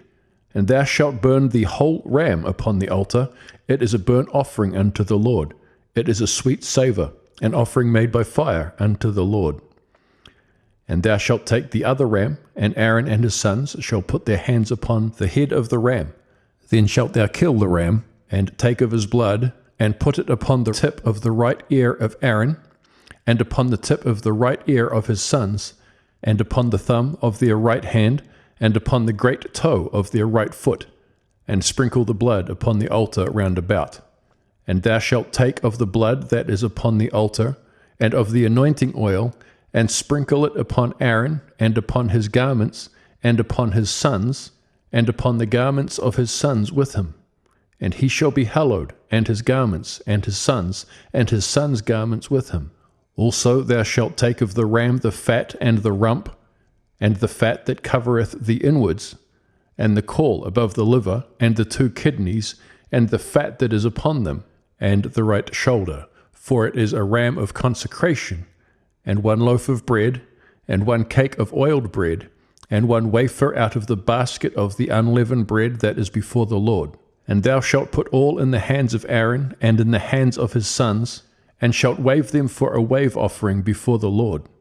And thou shalt receive them of their hands, and burn them upon the altar for a burnt offering, for a sweet savour before the Lord. It is an offering made by fire unto the Lord. And thou shalt take the breast of the ram of Aaron's consecration, and wave it for a wave offering before the Lord, and it shall be thy part. And thou shalt sanctify the breast of the wave offering, and the shoulder of the heave offering, which is waved, and which is heaved up, of the ram of the consecration, even of that which is for Aaron, and of that which is for his sons. And it shall be Aaron's and his sons by a statute forever from the children of Israel. For it is an heave offering, and it shall be an heave offering from the children of Israel of the sacrifice of their peace offerings, even their heave offering unto the Lord. And the holy garments of Aaron shall be his sons after him, to be anointed therein, and to be consecrated in them. And that son that is priest in his stead shall put them on 7 days, when he cometh into the tabernacle of the congregation to minister in the holy place.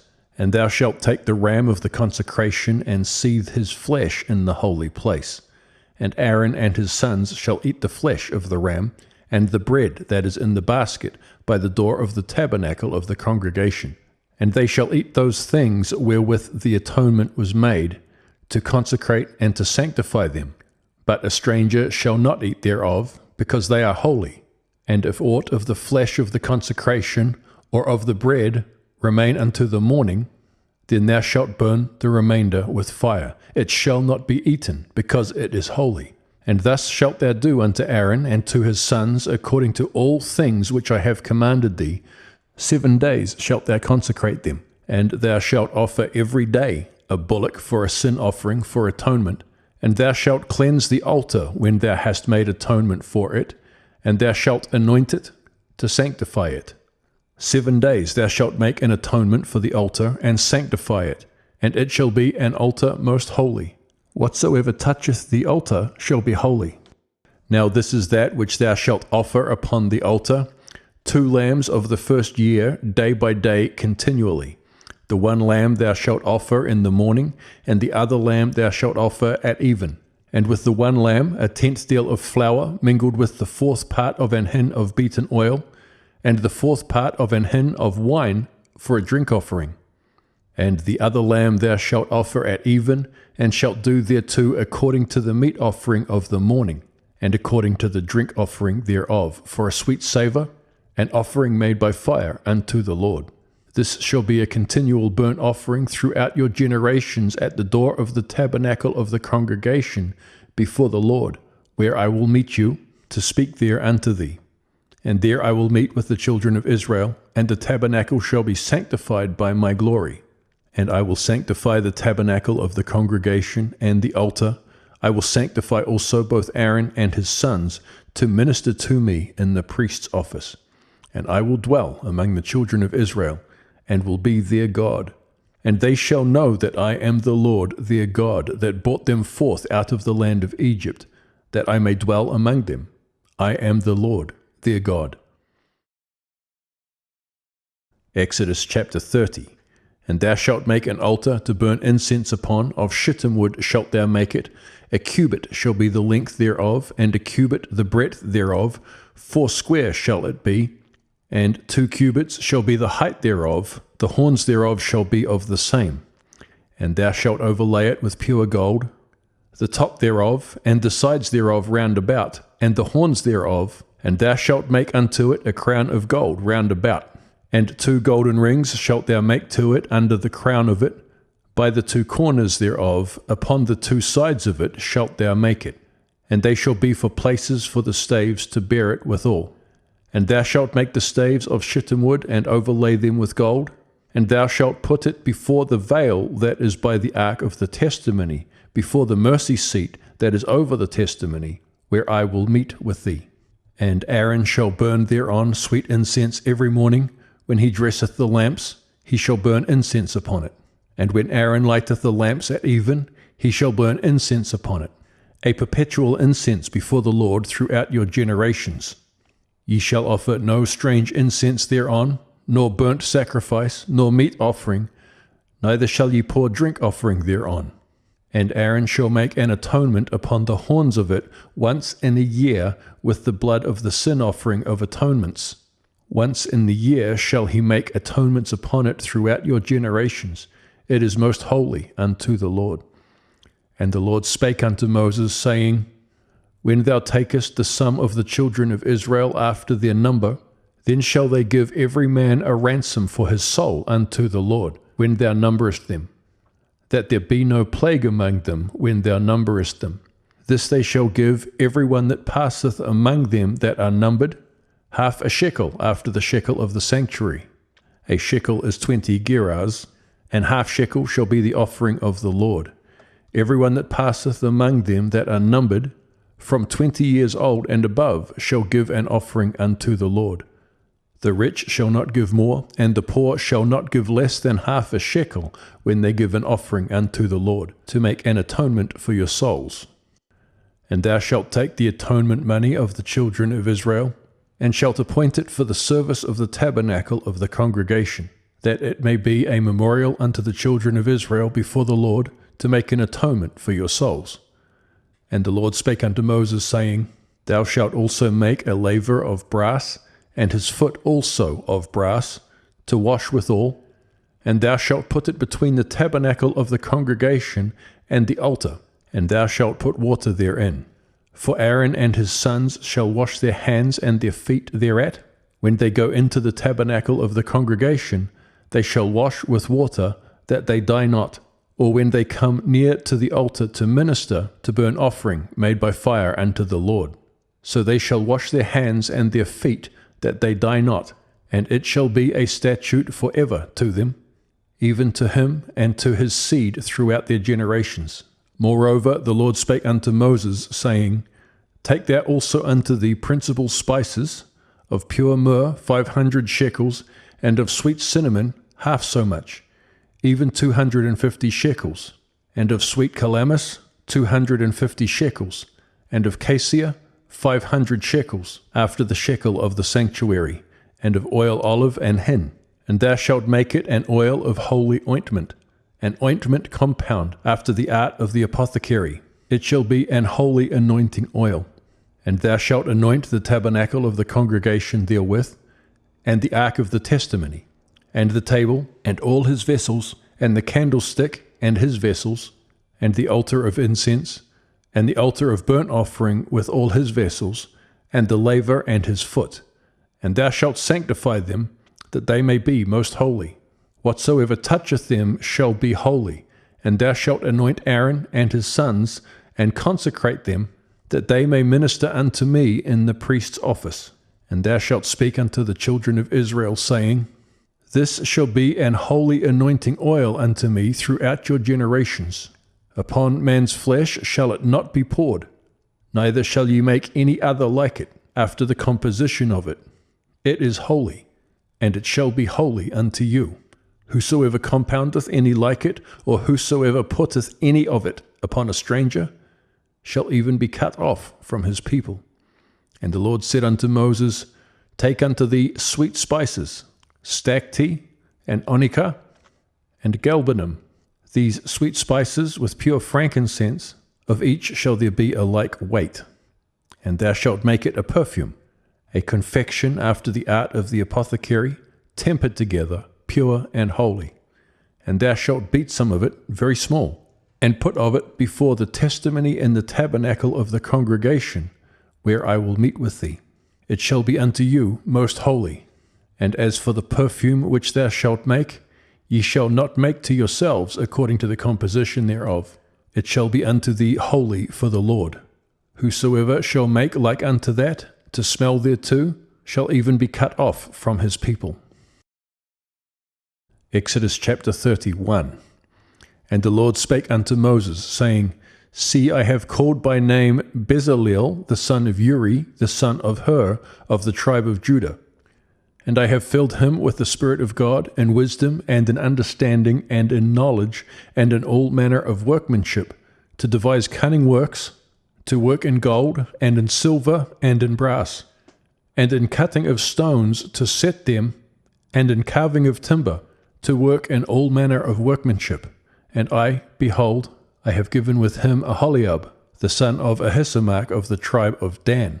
And in the hearts of all that are wise-hearted I have put wisdom, that they may make all that I have commanded thee, the tabernacle of the congregation, and the ark of the testimony, and the mercy seat that is thereupon, and all the furniture of the tabernacle, and the table and his furniture, and the pure candlestick with all his furniture, and the altar of incense, and the altar of burnt offering with all his furniture, and the laver and his foot, and the cloths of service, and the holy garments for Aaron the priest, and the garments of his sons to minister in the priest's office, and the anointing oil, and sweet incense for the holy place, according to all that I have commanded thee shall they do.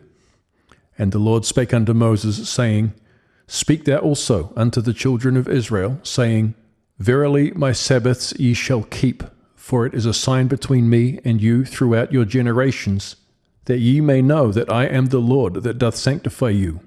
Ye shall keep the Sabbath therefore, for it is holy unto you. Every one that defileth it shall surely be put to death.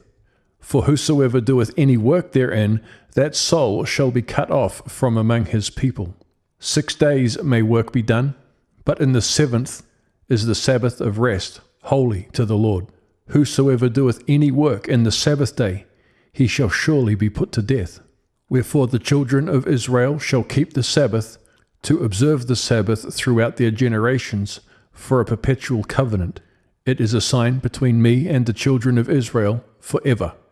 For in 6 days the Lord made heaven and earth, and on the 7th day he rested, and was refreshed. And he gave unto Moses, when he had made an end of communing with him upon Mount Sinai, 2 tables of testimony, tables of stone, written with the finger of God. Exodus chapter 32. And when the people saw that Moses delayed to come down out of the mount, the people gathered themselves together unto Aaron, and said unto him, Up, make us gods which shall go before us.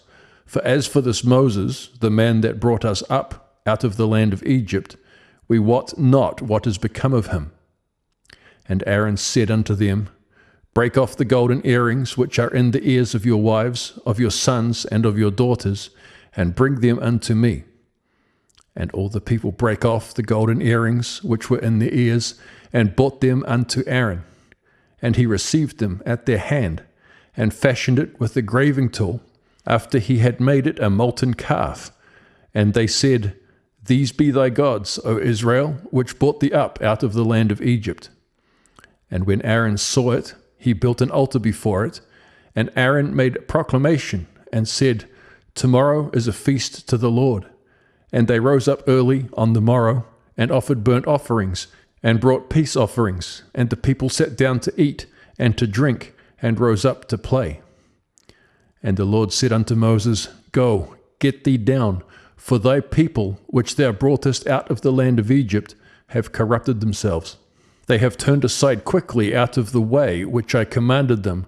They have made them a molten calf, and have worshipped it, and have sacrificed thereunto, and said, These be thy gods, O Israel, which have brought thee up out of the land of Egypt. And the Lord said unto Moses, I have seen this people, and behold, it is a stiff-necked people. Now therefore let me alone, that my wrath may wax hot against them, and that I may consume them, and I will make of thee a great nation. And Moses besought the Lord his God, and said, Lord, why doth thy wrath wax hot against thy people, which thou hast brought forth out of the land of Egypt with great power and with a mighty hand? Wherefore should the Egyptians speak and say, For mischief did he bring them out, to slay them in the mountains, and to consume them from the face of the earth? Turn from thy fierce wrath, and repent of this evil against thy people. Remember Abraham, Isaac, and Israel, thy servants, to whom thou swearest by thine own self, and saidst unto them, I will multiply your seed as the stars of heaven, and all this land that I have spoken of will I give unto your seed, and they shall inherit it forever. And the Lord repented of the evil which he thought to do unto his people. And Moses turned and went down from the mount, and the 2 tables of the testimony were in his hand. The tables were written on both their sides. On the one side and on the other were they written. And the tables were the work of God. And the writing was the writing of God, graven upon the tables. And when Joshua heard the noise of the people as they shouted, he said unto Moses, There is a noise of war in the camp. And he said, It is not the voice of them that shout for mastery, neither is it the voice of them that cry for being overcome, but the noise of them that sing do I hear. And it came to pass, as soon as he came nigh unto the camp, that he saw the calf and the dancing. And Moses' anger waxed hot, and he cast the tables out of his hand, and brake them beneath the mount. And he took the calf which they had made, and burnt it in the fire, and ground it to powder, and strawed it upon the water, and made the children of Israel drink of it. And Moses said unto Aaron, What did this people unto thee, that thou hast brought so great a sin upon them? And Aaron said, Let not the anger of my Lord wax hot. Thou knowest the people, that they are set on mischief. For they said unto me, Make us gods which shall go before us. For as for this Moses, the man that brought us up out of the land of Egypt, we wot not what is become of him. And I said unto them, Whosoever hath any gold, let them break it off. So they gave it me. Then I cast it into the fire, and there came out this calf.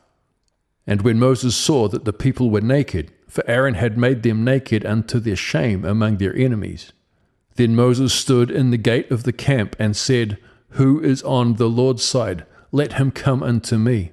And all the sons of Levi gathered themselves together unto him. And he said unto them, Thus saith the Lord God of Israel, Put every man his sword by his side, and go in and out from gate to gate throughout the camp, and slay every man his brother, and every man his companion, and every man his neighbor. And the children of Levi did according to the word of Moses. And there fell of the people that day about 3,000 men, for Moses had said, Consecrate yourself today to the Lord, even every man upon his son, and upon his brother, that he may bestow upon you a blessing this day. And it came to pass on the morrow that Moses said unto the people, Ye have sinned a great sin. And now I will go up unto the Lord, peradventure I shall make an atonement for your sin. And Moses returned unto the Lord, and said, O this people have sinned a great sin, and have made them gods of gold. Yet now, if thou wilt forgive their sin, and if not, blot me, I pray thee, out of thy book which thou hast written. And the Lord said unto Moses, Whosoever hath sinned against me, him will I blot out of my book. Therefore now go, lead the people unto the place of which I have spoken unto thee. Behold, mine angel shall go before thee. Nevertheless, in the day when I will visit their sin upon them. And the Lord plagued the people, because they made the calf which Aaron made. Exodus chapter 33. And the Lord said unto Moses, Depart, and go up hence, thou and the people which thou hast brought up out of the land of Egypt, unto the land which I swear unto Abraham, to Isaac, and to Jacob, saying, Unto thy seed will I give it. And I will send an angel before thee, and I will drive out the Canaanite, the Amorite, the Hittite, and the Perizzite, the Hivite, and the Jebusite, unto a land flowing with milk and honey. For I will not go up in the midst of thee, for thou art a stiff-necked people, lest I consume thee in the way. And when the people heard these evil tidings, they mourned, and no man did put on his ornaments. For the Lord had said unto Moses, Say unto the children of Israel, Ye are a stiff-necked people. I will come up in the midst of thee in a moment, and consume thee. Therefore now put off thy ornaments from thee, that I may know what to do unto thee. And the children of Israel stripped themselves of their ornaments by the Mount Horeb. And Moses took the tabernacle, and pitched it without the camp, afar off from the camp, and called it the tabernacle of the congregation. And it came to pass that every one which sought the Lord went out unto the tabernacle of the congregation, which was without the camp. And it came to pass, when Moses went out unto the tabernacle, that all the people rose up, and stood every man at his tent door, and looked after Moses until he was gone into the tabernacle. And it came to pass, as Moses entered into the tabernacle, the cloudy pillar descended and stood at the door of the tabernacle, and the Lord talked with Moses. And all the people saw the cloudy pillar stand at the tabernacle door, and all the people rose up and worshipped, every man in his tent door. And the Lord spake unto Moses face to face, as a man speaketh unto his friend. And he turned again into the camp, but his servant Joshua, the son of Nun, a young man, departed not out of the tabernacle. And Moses said unto the Lord, See, thou sayest unto me, Bring up this people, and thou hast not let me know whom thou wilt send with me. Yet thou hast said, I know thee by name, and thou hast also found grace in my sight. Now therefore, I pray thee, if I have found grace in thy sight, show me now thy way, that I may know thee, that I may find grace in thy sight, and consider that this nation is thy people. And he said, My presence shall go with thee, and I will give thee rest. And he said unto him, If thy presence go not with me, carry us not up hence. For wherein shall it be known here that I and thy people have found grace in thy sight? It is not in that thou goest with us. So shall we be separated, I and thy people, from all the people that are upon the face of the earth. And the Lord said unto Moses, I will do this thing also that thou hast spoken, for thou hast found grace in my sight, and I know thee by name. And he said, I beseech thee, show me thy glory. And he said, I will make all my goodness pass before thee, and I will proclaim the name of the Lord before thee, and will be gracious to whom I will be gracious, and will show mercy on whom I will show mercy. And he said, Thou canst not see my face, for there shall no man see me and live. And the Lord said, Behold, there is a place by me, and thou shalt stand upon a rock. And it shall come to pass, while my glory passeth by, that I will put thee in the cleft of the rock, and will cover thee with my hand while I pass by. And I will take away mine hand, and thou shalt see my back parts, but my face shall not be seen. Exodus chapter 34. And the Lord said unto Moses, Hew thee 2 tables of stone, like unto the first, and I will write upon these tables the words that were in the first tables, which thou breakest. And be ready in the morning, and come up in the morning unto Mount Sinai, and present thyself there to me in the top of the mount. And no man shall come up with thee, neither let any man be seen throughout all the mount, neither let their flocks nor herds feed before that mount. And he hewed 2 tables of stone like unto the first, and Moses rose up early in the morning, and went up unto Mount Sinai as the Lord had commanded him, and took in his hand the 2 tables of stone. And the Lord descended in the cloud, and stood with him there, and proclaimed the name of the Lord.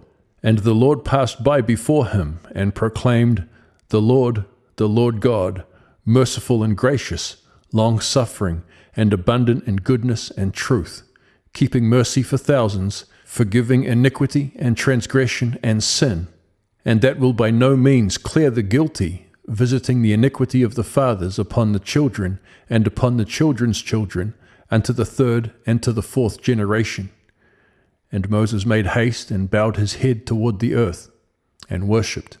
And he said, If now I have found grace in thy sight, O Lord, let my Lord, I pray thee, go among us, for it is a stiff-necked people, and pardon our iniquity and our sin, and take us for thine inheritance. And he said, Behold, I make a covenant. Before all thy people I will do marvels, such as have not been done in all the earth, nor in any nation. And all the people among which thou art shall see the work of the Lord, for it is a terrible thing that I will do with thee. Observe thou that which I command thee this day. Behold, I will drive out before thee the Amorite, and the Canaanite, and the Hittite, and the Perizzite, and the Hivite, and the Jebusite. Take heed to thyself, lest thou make a covenant with the inhabitants of the land whither thou goest, lest it be for a snare in the midst of thee. But ye shall destroy their altars, break their images, and cut down their groves. For thou shalt worship no other God, for the Lord, whose name is jealous, is a jealous God. Lest thou make a covenant with the inhabitants of the land, and they go a-whoring after their gods, and do sacrifice unto their gods, and one call thee, and thou eat of his sacrifice. And thou take of their daughters unto thy sons, and their daughters go a-whoring after their gods, and make thy sons go a-whoring after their gods. Thou shalt make thee no molten gods. The feast of unleavened bread shalt thou keep. 7 days thou shalt eat unleavened bread, as I commanded thee, in the time of the month Abib. For in the month Abib thou camest out from Egypt. All that openeth the matrix is mine, and every firstling among thy cattle, whether ox or sheep, that is male. But the firstling of an ass thou shalt redeem with a lamb. And if thou redeem him not, then shalt thou break his neck. All the firstborn of thy sons thou shalt redeem, and none shall appear before me empty. 6 days thou shalt work, but on the 7th day thou shalt rest. In airing time and in harvest thou shalt rest. And thou shalt observe the feast of weeks, of the firstfruits of wheat harvest, and the feast of ingathering at the year's end. Thrice in the year shall all your men children appear before the Lord God, the God of Israel. For I will cast out the nations before thee, and enlarge thy borders. Neither shall any man desire thy land, when thou shalt go up to appear before the Lord thy God thrice in the year. Thou shalt not offer the blood of my sacrifice with leaven, neither shall the sacrifice of the feast of the Passover be left unto the morning. The first of the firstfruits of thy land thou shalt bring unto the house of the Lord thy God. Thou shalt not seethe a kid in his mother's milk. And the Lord said unto Moses, Write thou these words, for after the tenor of these words I have made a covenant with thee and with Israel. And he was there with the Lord 40 days and 40 nights. He did neither eat bread nor drink water. And he wrote upon the tables the words of the covenant, the 10 commandments. And it came to pass, when Moses came down from Mount Sinai with the 2 tables of testimony in Moses' hand, when he came down from the mount, that Moses wist not that the skin of his face shone while he talked with him.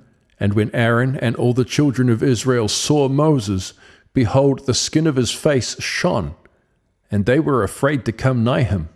And Moses called unto them, and Aaron and all the rulers of the congregation returned unto him, and Moses talked with them.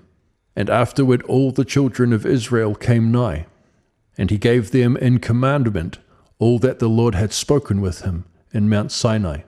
And till Moses had done speaking with them, he put a veil on his face.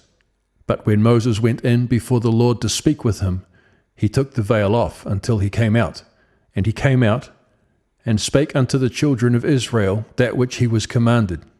And the children of Israel saw the face of Moses, that the skin of Moses' face shone. And Moses put the veil upon his face again until he went in to speak with him. Exodus chapter 35. And Moses gathered all the congregation of the children of Israel together, and said unto them, These are the words which the Lord hath commanded, that ye should do them. 6 days shall work be done, but on the 7th day there shall be to you an holy day, a Sabbath of rest to the Lord.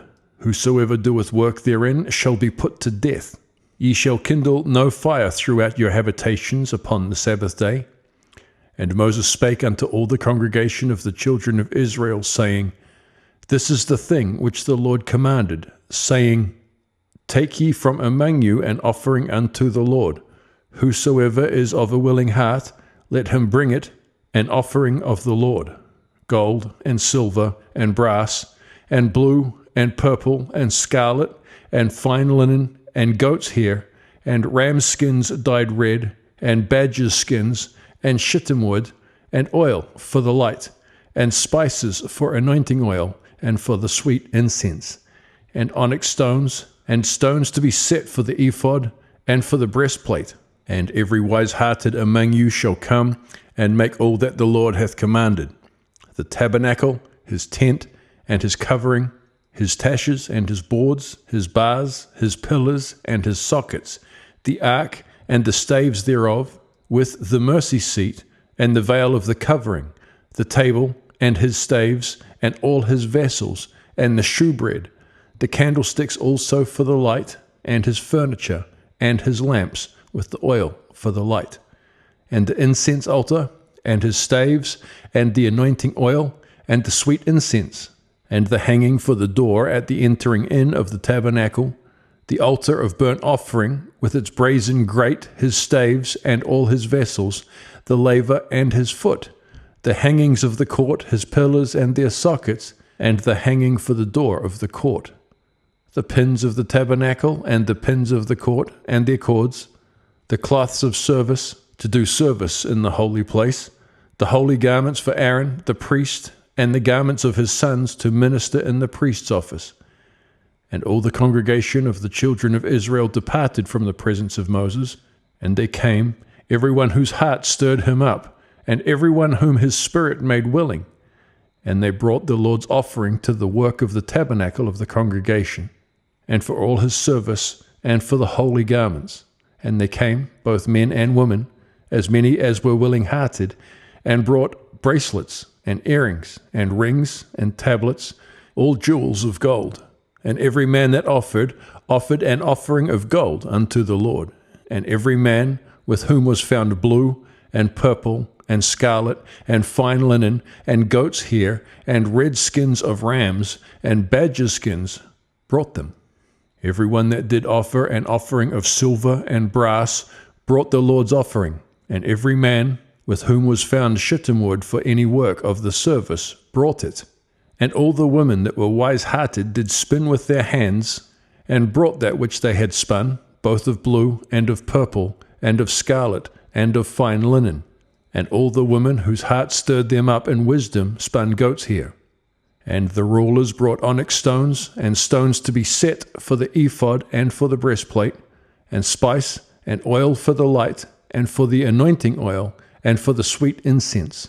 The children of Israel brought a willing offering unto the Lord, every man and woman, whose heart made them willing to bring for all manner of work, which the Lord had commanded to be made by the hand of Moses. And Moses said unto the children of Israel, See, the Lord hath called by name Bezaleel the son of Uri, the son of Hur, of the tribe of Judah. And he hath filled him with the Spirit of God in wisdom, in understanding, and in knowledge, and in all manner of workmanship, and to devise curious works, to work in gold, and in silver, and in brass, and in the cutting of stones, to set them, and in carving of wood, to make any manner of cunning work. And he hath put in his heart that he may teach, both he and Aholiab, the son of Ahisamach, of the tribe of Dan. Them hath he filled with wisdom of heart, to work all manner of work, of the engraver, and of the cunning workman, and of the embroiderer in blue, and in purple, and scarlet, and in fine linen, and of the weaver, even of them that do any work, and of those that devise cunning work. Exodus chapter 36.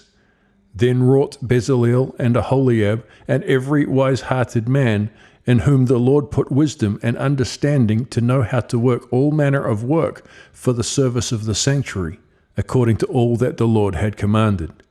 And Moses called Bezaleel and Aholiab and every wise-hearted man, in whose heart the Lord had put wisdom, even every one whose heart stirred him up to come unto the work to do it. And they received of Moses all the offering which the children of Israel had brought for the work of the service of the sanctuary, to make it withal. And they brought yet unto him free offerings every morning, and all the wise men that wrought all the work of the sanctuary came every man from his work which they made. And they spake unto Moses, saying, The people bring much more than enough for the service of the work which the Lord commanded to make. And Moses gave commandment, and they caused it to be proclaimed throughout the camp, saying, Let neither man nor woman make any more work for the offering of the sanctuary. So the people were restrained from bringing, for the stuff they had was sufficient for all the work to make it, and too much. And every wise-hearted man among them that wrought the work of the tabernacle made 10 curtains of fine twined linen, and blue, and purple, and scarlet, with cherubims of cunning work made he them.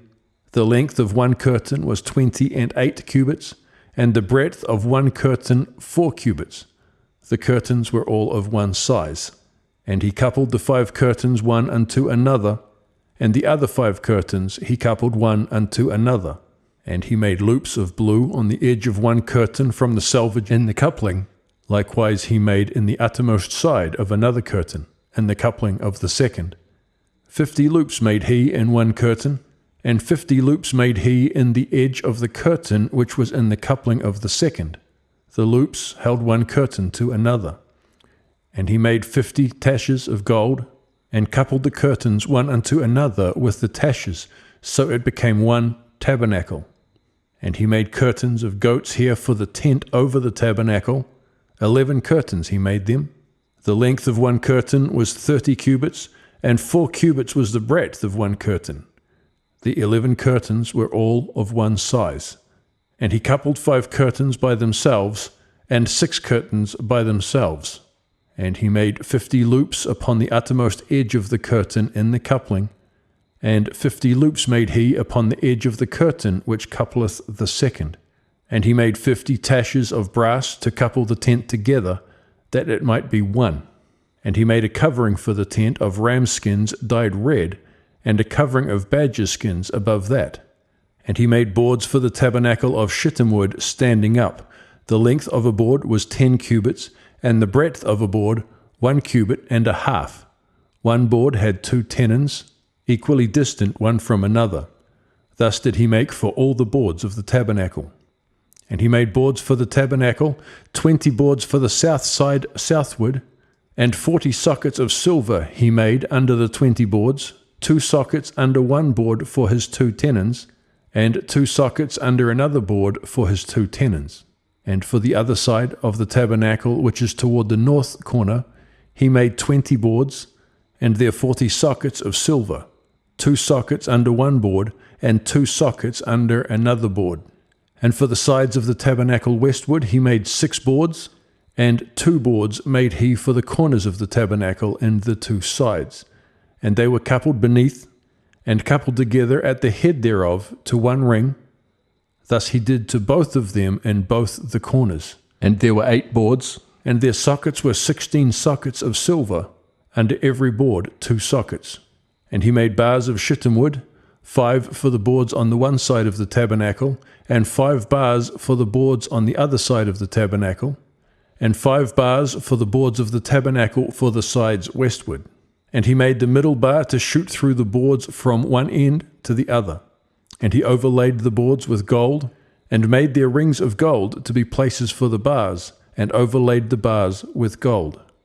And he made a veil of blue, and purple, and scarlet, and fine twined linen. With cherubims made he it of cunning work. And he made thereunto 4 pillars of shittim wood, and overlaid them with gold. Their hooks were of gold. And he cast for them 4 sockets of silver. And he made an hanging for the tabernacle door of blue, and purple, and scarlet, and fine twined linen of needlework. and the 5 pillars of it with their hooks, and he overlaid their chapiters and their fillets with gold. But the 5 sockets were of brass. Exodus chapter 37. And Bezaleel made the ark of shittim wood. 2 cubits and a half was the length of it, and 1 cubit and a half the breadth of it, and 1 cubit and a half the height of it. And he overlaid it with pure gold within and without, and made a crown of gold to it round about. And he cast for it 4 rings of gold, to be set by the 4 corners of it, even 2 rings upon the one side of it, and 2 rings upon the other side of it. And he made staves of shittim wood, and overlaid them with gold. And he put the staves into the rings by the sides of the ark, to bear the ark. And he made the mercy seat of pure gold. 2 cubits and a half was the length thereof, and 1 cubit and a half the breadth thereof. And he made 2 cherubims of gold. Beaten out of 1 piece made he them, on the 2 ends of the mercy seat, 1 cherub on the end on this side, and another cherub on the other end on that side. Out of the mercy seat made he the cherubims on the 2 ends thereof. And the cherubims spread out their wings on high, and covered with their wings over the mercy seat, with their faces one to another. Even to the mercy seatward were the faces of the cherubims. And he made the table of shittim wood. 2 cubits was the length thereof, and 1 cubit the breadth thereof, and 1 cubit and a half the height thereof. And he overlaid it with pure gold, and made thereunto a crown of gold round about. Also he made thereunto a border of an handbreadth round about, and made a crown of gold for the border thereof round about. And he cast for it 4 rings of gold, and put the rings upon the 4 corners that were in the 4 feet thereof. Over against the border were the rings, the places for the staves to bear the table. And he made the staves of shittim wood, and overlaid them with gold, to bear the table. And he made the vessels which were upon the table, his dishes, and his spoons, and his bowls, and his covers, to cover withal, of pure gold. And he made the candlestick of pure gold. Of beaten work made he the candlestick, his shaft and his branch, his bowls, his knops, and his flowers were of the same. And 6 branches going out of the sides thereof, 3 branches of the candlestick out of the one side thereof, and 3 branches of the candlestick out of the other side thereof. 3 bowls made after the fashion of almonds in one branch, a knop and a flower, and 3 bowls made like almonds in another branch, a knop and a flower. So throughout the 6 branches going out of the candlestick. And in the candlestick were 4 bowls made like almonds, his knops and his flowers, and a knop under 2 branches of the same, and a knop under 2 branches of the same, and a knop under 2 branches of the same, according to the 6 branches going out of it. Their knops and their branches were of the same. All of it was one beaten work of pure gold. And he made his 7 lamps, and his snuffers, and his snuff dishes of pure gold. Of a talent of pure gold made he it, and all the vessels thereof. And he made the incense altar of shittim wood. The length of it was 1 cubit, and the breadth of it 1 cubit. It was 4 square, and 2 cubits was the height of it. The horns thereof were of the same. And he overlaid it with pure gold, both the top of it, and the sides thereof round about, and the horns of it. Also he made unto it a crown of gold round about, and he made 2 rings of gold for it under the crown thereof, by the 2 corners of it, upon the 2 sides thereof, to be places for the staves to bear it withal. And he made the staves of shittim wood, and overlaid them with gold. And he made the holy anointing oil, and the pure incense of sweet spices, according to the work of the apothecary. Exodus chapter 38. And he made the altar of burnt offering of shittim wood. 5 cubits was the length thereof, and 5 cubits the breadth thereof. It was 4 square, and 3 cubits the height thereof. And he made the horns thereof on the 4 corners of it. The horns thereof were of the same.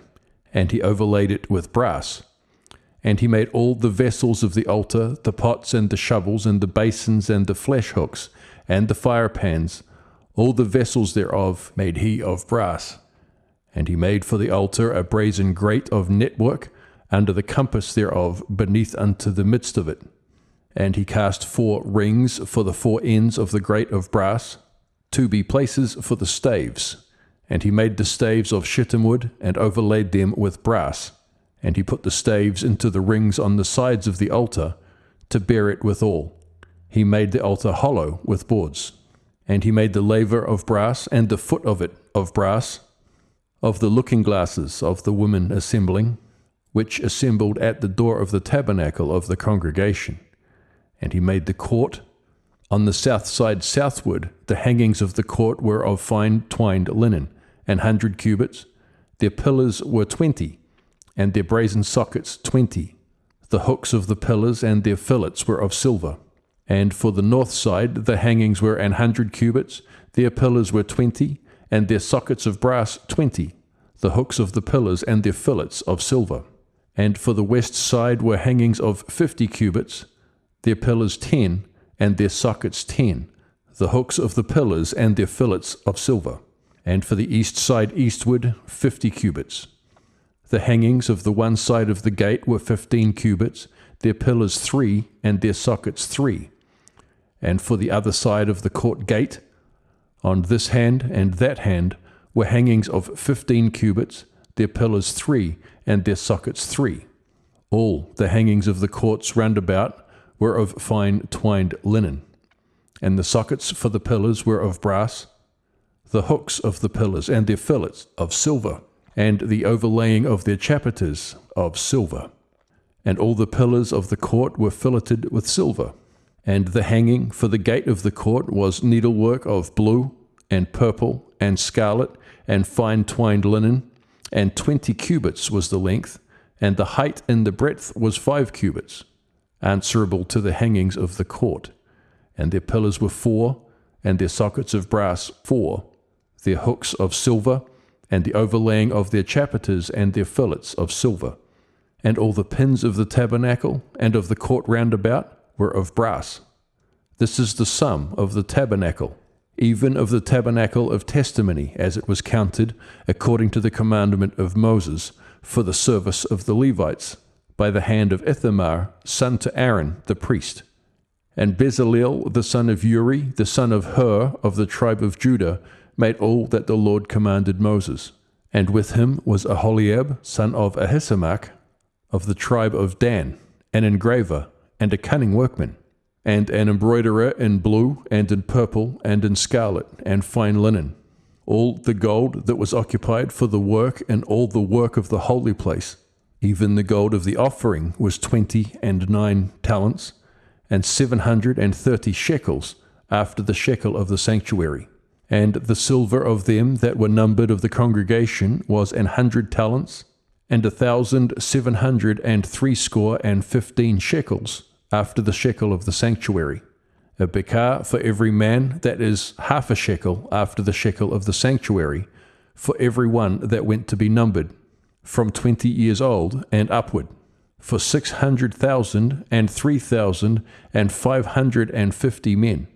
And of the 100 talents of silver were cast the sockets of the sanctuary, and the sockets of the veil, and 100 sockets of the 100 talents, a talent for a socket. And of the 1,775 shekels he made hooks for the pillars, and overlaid their chapiters, and filleted them. And the brass of the offering was 70 talents, and 2,400 shekels. And therewith he made the sockets to the door of the tabernacle of the congregation, and the brazen altar, and the brazen grate for it, and all the vessels of the altar, and the sockets of the court round about, and the sockets of the court gate, and all the pins of the tabernacle, and all the pins of the court round about. Exodus chapter 39. And of the blue and purple and scarlet they made cloths of service to do service in the holy place, and made the holy garments for Aaron, as the Lord commanded Moses. And he made the ephod of gold, blue and purple and scarlet, and fine twined linen. And they did beat the gold into thin plates, and cut it into wires, to work it in the blue, and in the purple, and in the scarlet, and in the fine linen, with cunning work. They made shoulder pieces for it to couple it together.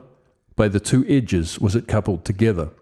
And the curious girdle of his ephod that was upon it was of the same, according to the work thereof, of gold, blue, and purple, and scarlet, and fine twined linen, as the Lord commanded Moses. And they wrought onyx stones enclosed in ouches of gold, graven, as signets are graven, with the names of the children of Israel. And he put them on the shoulders of the ephod, that they should be stones for a memorial to the children of Israel, as the Lord commanded Moses.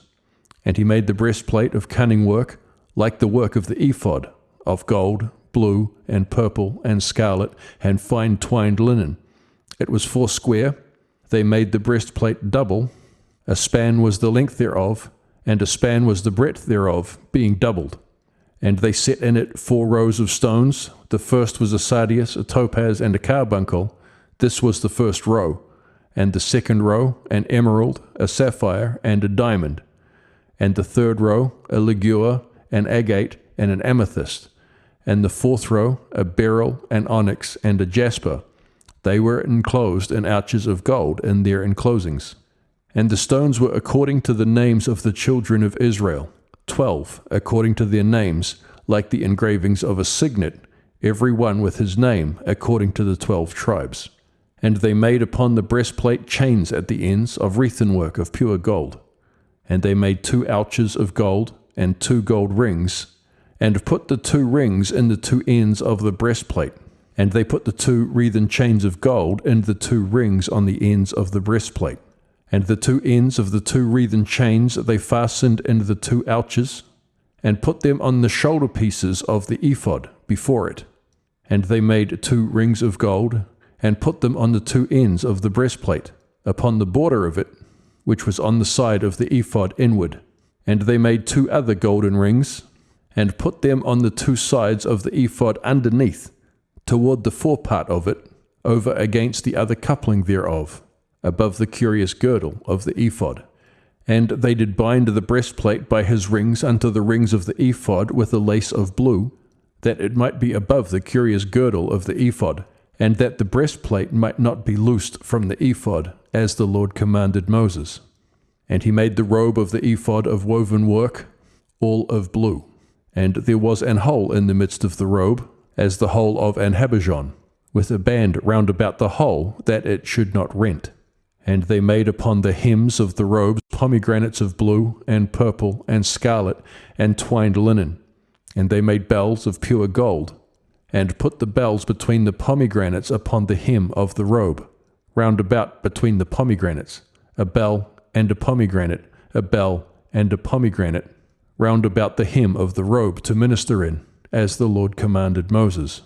And they made coats of fine linen of woven work for Aaron and for his sons, and a mitre of fine linen, and goodly bonnets of fine linen, and linen breeches of fine twined linen, and a girdle of fine twined linen, and blue, and purple, and scarlet, of needlework, as the Lord commanded Moses. And they made the plate of the holy crown of pure gold, and wrote upon it a writing, like to the engravings of a signet, Holiness to the Lord.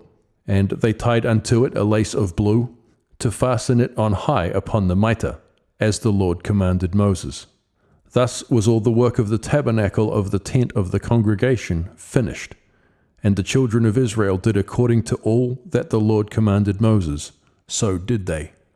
And they brought the tabernacle unto Moses, the tent, and all his furniture, his taches, his boards, his bars, and his pillars, and his sockets, and the covering of the ram's skins dyed red, and the covering of badgers' skins, and the veil of the covering, the ark of the testimony, and the staves thereof, and the mercy seat, the table, and all the vessels thereof, and the shewbread, the pure candlestick with the lamps thereof, even with the lamps to be set in order, and all the vessels thereof, and the oil for light, and the golden altar, and the anointing oil, and the sweet incense, and the hanging for the tabernacle door, the brazen altar, and his grate of brass, his staves, and all his vessels, the laver, and his foot, the hangings of the court, his pillars and his sockets, and the hanging for the court gate, his cords and his pins, and all the vessels of the service of the tabernacle, for the tent of the congregation, the cloths of service to do service in the holy place, and the holy garments for Aaron the priest, and his sons' garments, to minister in the priest's office, according to all that the Lord commanded Moses. So the children of Israel made all the work. And Moses did look upon all the work, and, behold, they had done it as the Lord had commanded. Even so had they done it, and Moses blessed them. Exodus chapter 40. And the Lord spake unto Moses, saying, On the first day of the first month shalt thou set up the tabernacle of the tent of the congregation, and thou shalt put therein the ark of the testimony, and cover the ark with the veil. And thou shalt bring in the table, and set in order the things that are to be set in order upon it. And thou shalt bring in the candlestick, and light the lamps thereof. And thou shalt set the altar of gold for the incense before the ark of the testimony, and put the hanging of the door to the tabernacle. And thou shalt set the altar of the burnt offering before the door of the tabernacle of the tent of the congregation. And thou shalt set the laver between the tent of the congregation and the altar, and shalt put water therein. And thou shalt set up the court round about, and hang up the hanging at the court gate. And thou shalt take the anointing oil, and anoint the tabernacle, and all that is therein, and shalt hallow it, and all the vessels thereof. It shall be holy. And thou shalt anoint the altar of the burnt offering, and all his vessels, and sanctify the altar, and it shall be an altar most holy. And thou shalt anoint the laver and his foot, and sanctify it. And thou shalt bring Aaron and his sons unto the door of the tabernacle of the congregation, and wash them with water. And thou shalt put upon Aaron the holy garments, and anoint him, and sanctify him, that he may minister unto me in the priest's office. And thou shalt bring his sons, and clothe them with coats, and thou shalt anoint them, as thou didst anoint their father, that they may minister unto me in the priest's office. For their anointing shall surely be an everlasting priesthood throughout their generations. Thus did Moses, according to all that the Lord commanded him, so did he. And it came to pass in the first month in the second year, on the first day of the month, the tabernacle was reared up. And Moses reared up the tabernacle, and fastened his sockets, and set up the boards thereof, and put in the bars thereof, and reared up his pillars. And he spread abroad the tent over the tabernacle, and put the covering of the tent above upon it, as the Lord commanded Moses. And he took and put the testimony into the ark, and set the staves on the ark, and put the mercy seat above upon the ark. And he brought the ark into the tabernacle, and set up the veil of the covering, and covered the ark of the testimony, as the Lord commanded Moses. And he put the table in the tent of the congregation, upon the side of the tabernacle northward, without the veil. And he set the bread in order upon it before the Lord, as the Lord had commanded Moses. And he put the candlestick in the tent of the congregation, over against the table, on the side of the tabernacle southward. And he lighted the lamps before the Lord, as the Lord commanded Moses. And he put the golden altar in the tent of the congregation before the veil, and he burnt sweet incense thereon, as the Lord commanded Moses. And he set up the hanging at the door of the tabernacle, and he put the altar of burnt offering by the door of the tabernacle of the tent of the congregation, and offered upon it the burnt offering and the meat offering, as the Lord commanded Moses. And he set the laver between the tent of the congregation and the altar, and put water there to wash withal. And Moses and Aaron and his sons washed their hands and their feet thereat, when they went into the tent of the congregation, and when they came near unto the altar, they washed, as the Lord commanded Moses. And he reared up the court round about the tabernacle and the altar, and set up the hanging of the court gate. So Moses finished the work. Then a cloud covered the tent of the congregation, and the glory of the Lord filled the tabernacle. And Moses was not able to enter into the tent of the congregation, because the cloud abode thereon, and the glory of the Lord filled the tabernacle.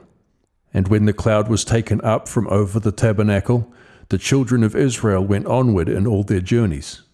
But if the cloud were not taken up, Then they journeyed not till the day that it was taken up. For the cloud of the Lord was upon the tabernacle by day, and fire was on it by night, in the sight of all the house of Israel, throughout all their journeys.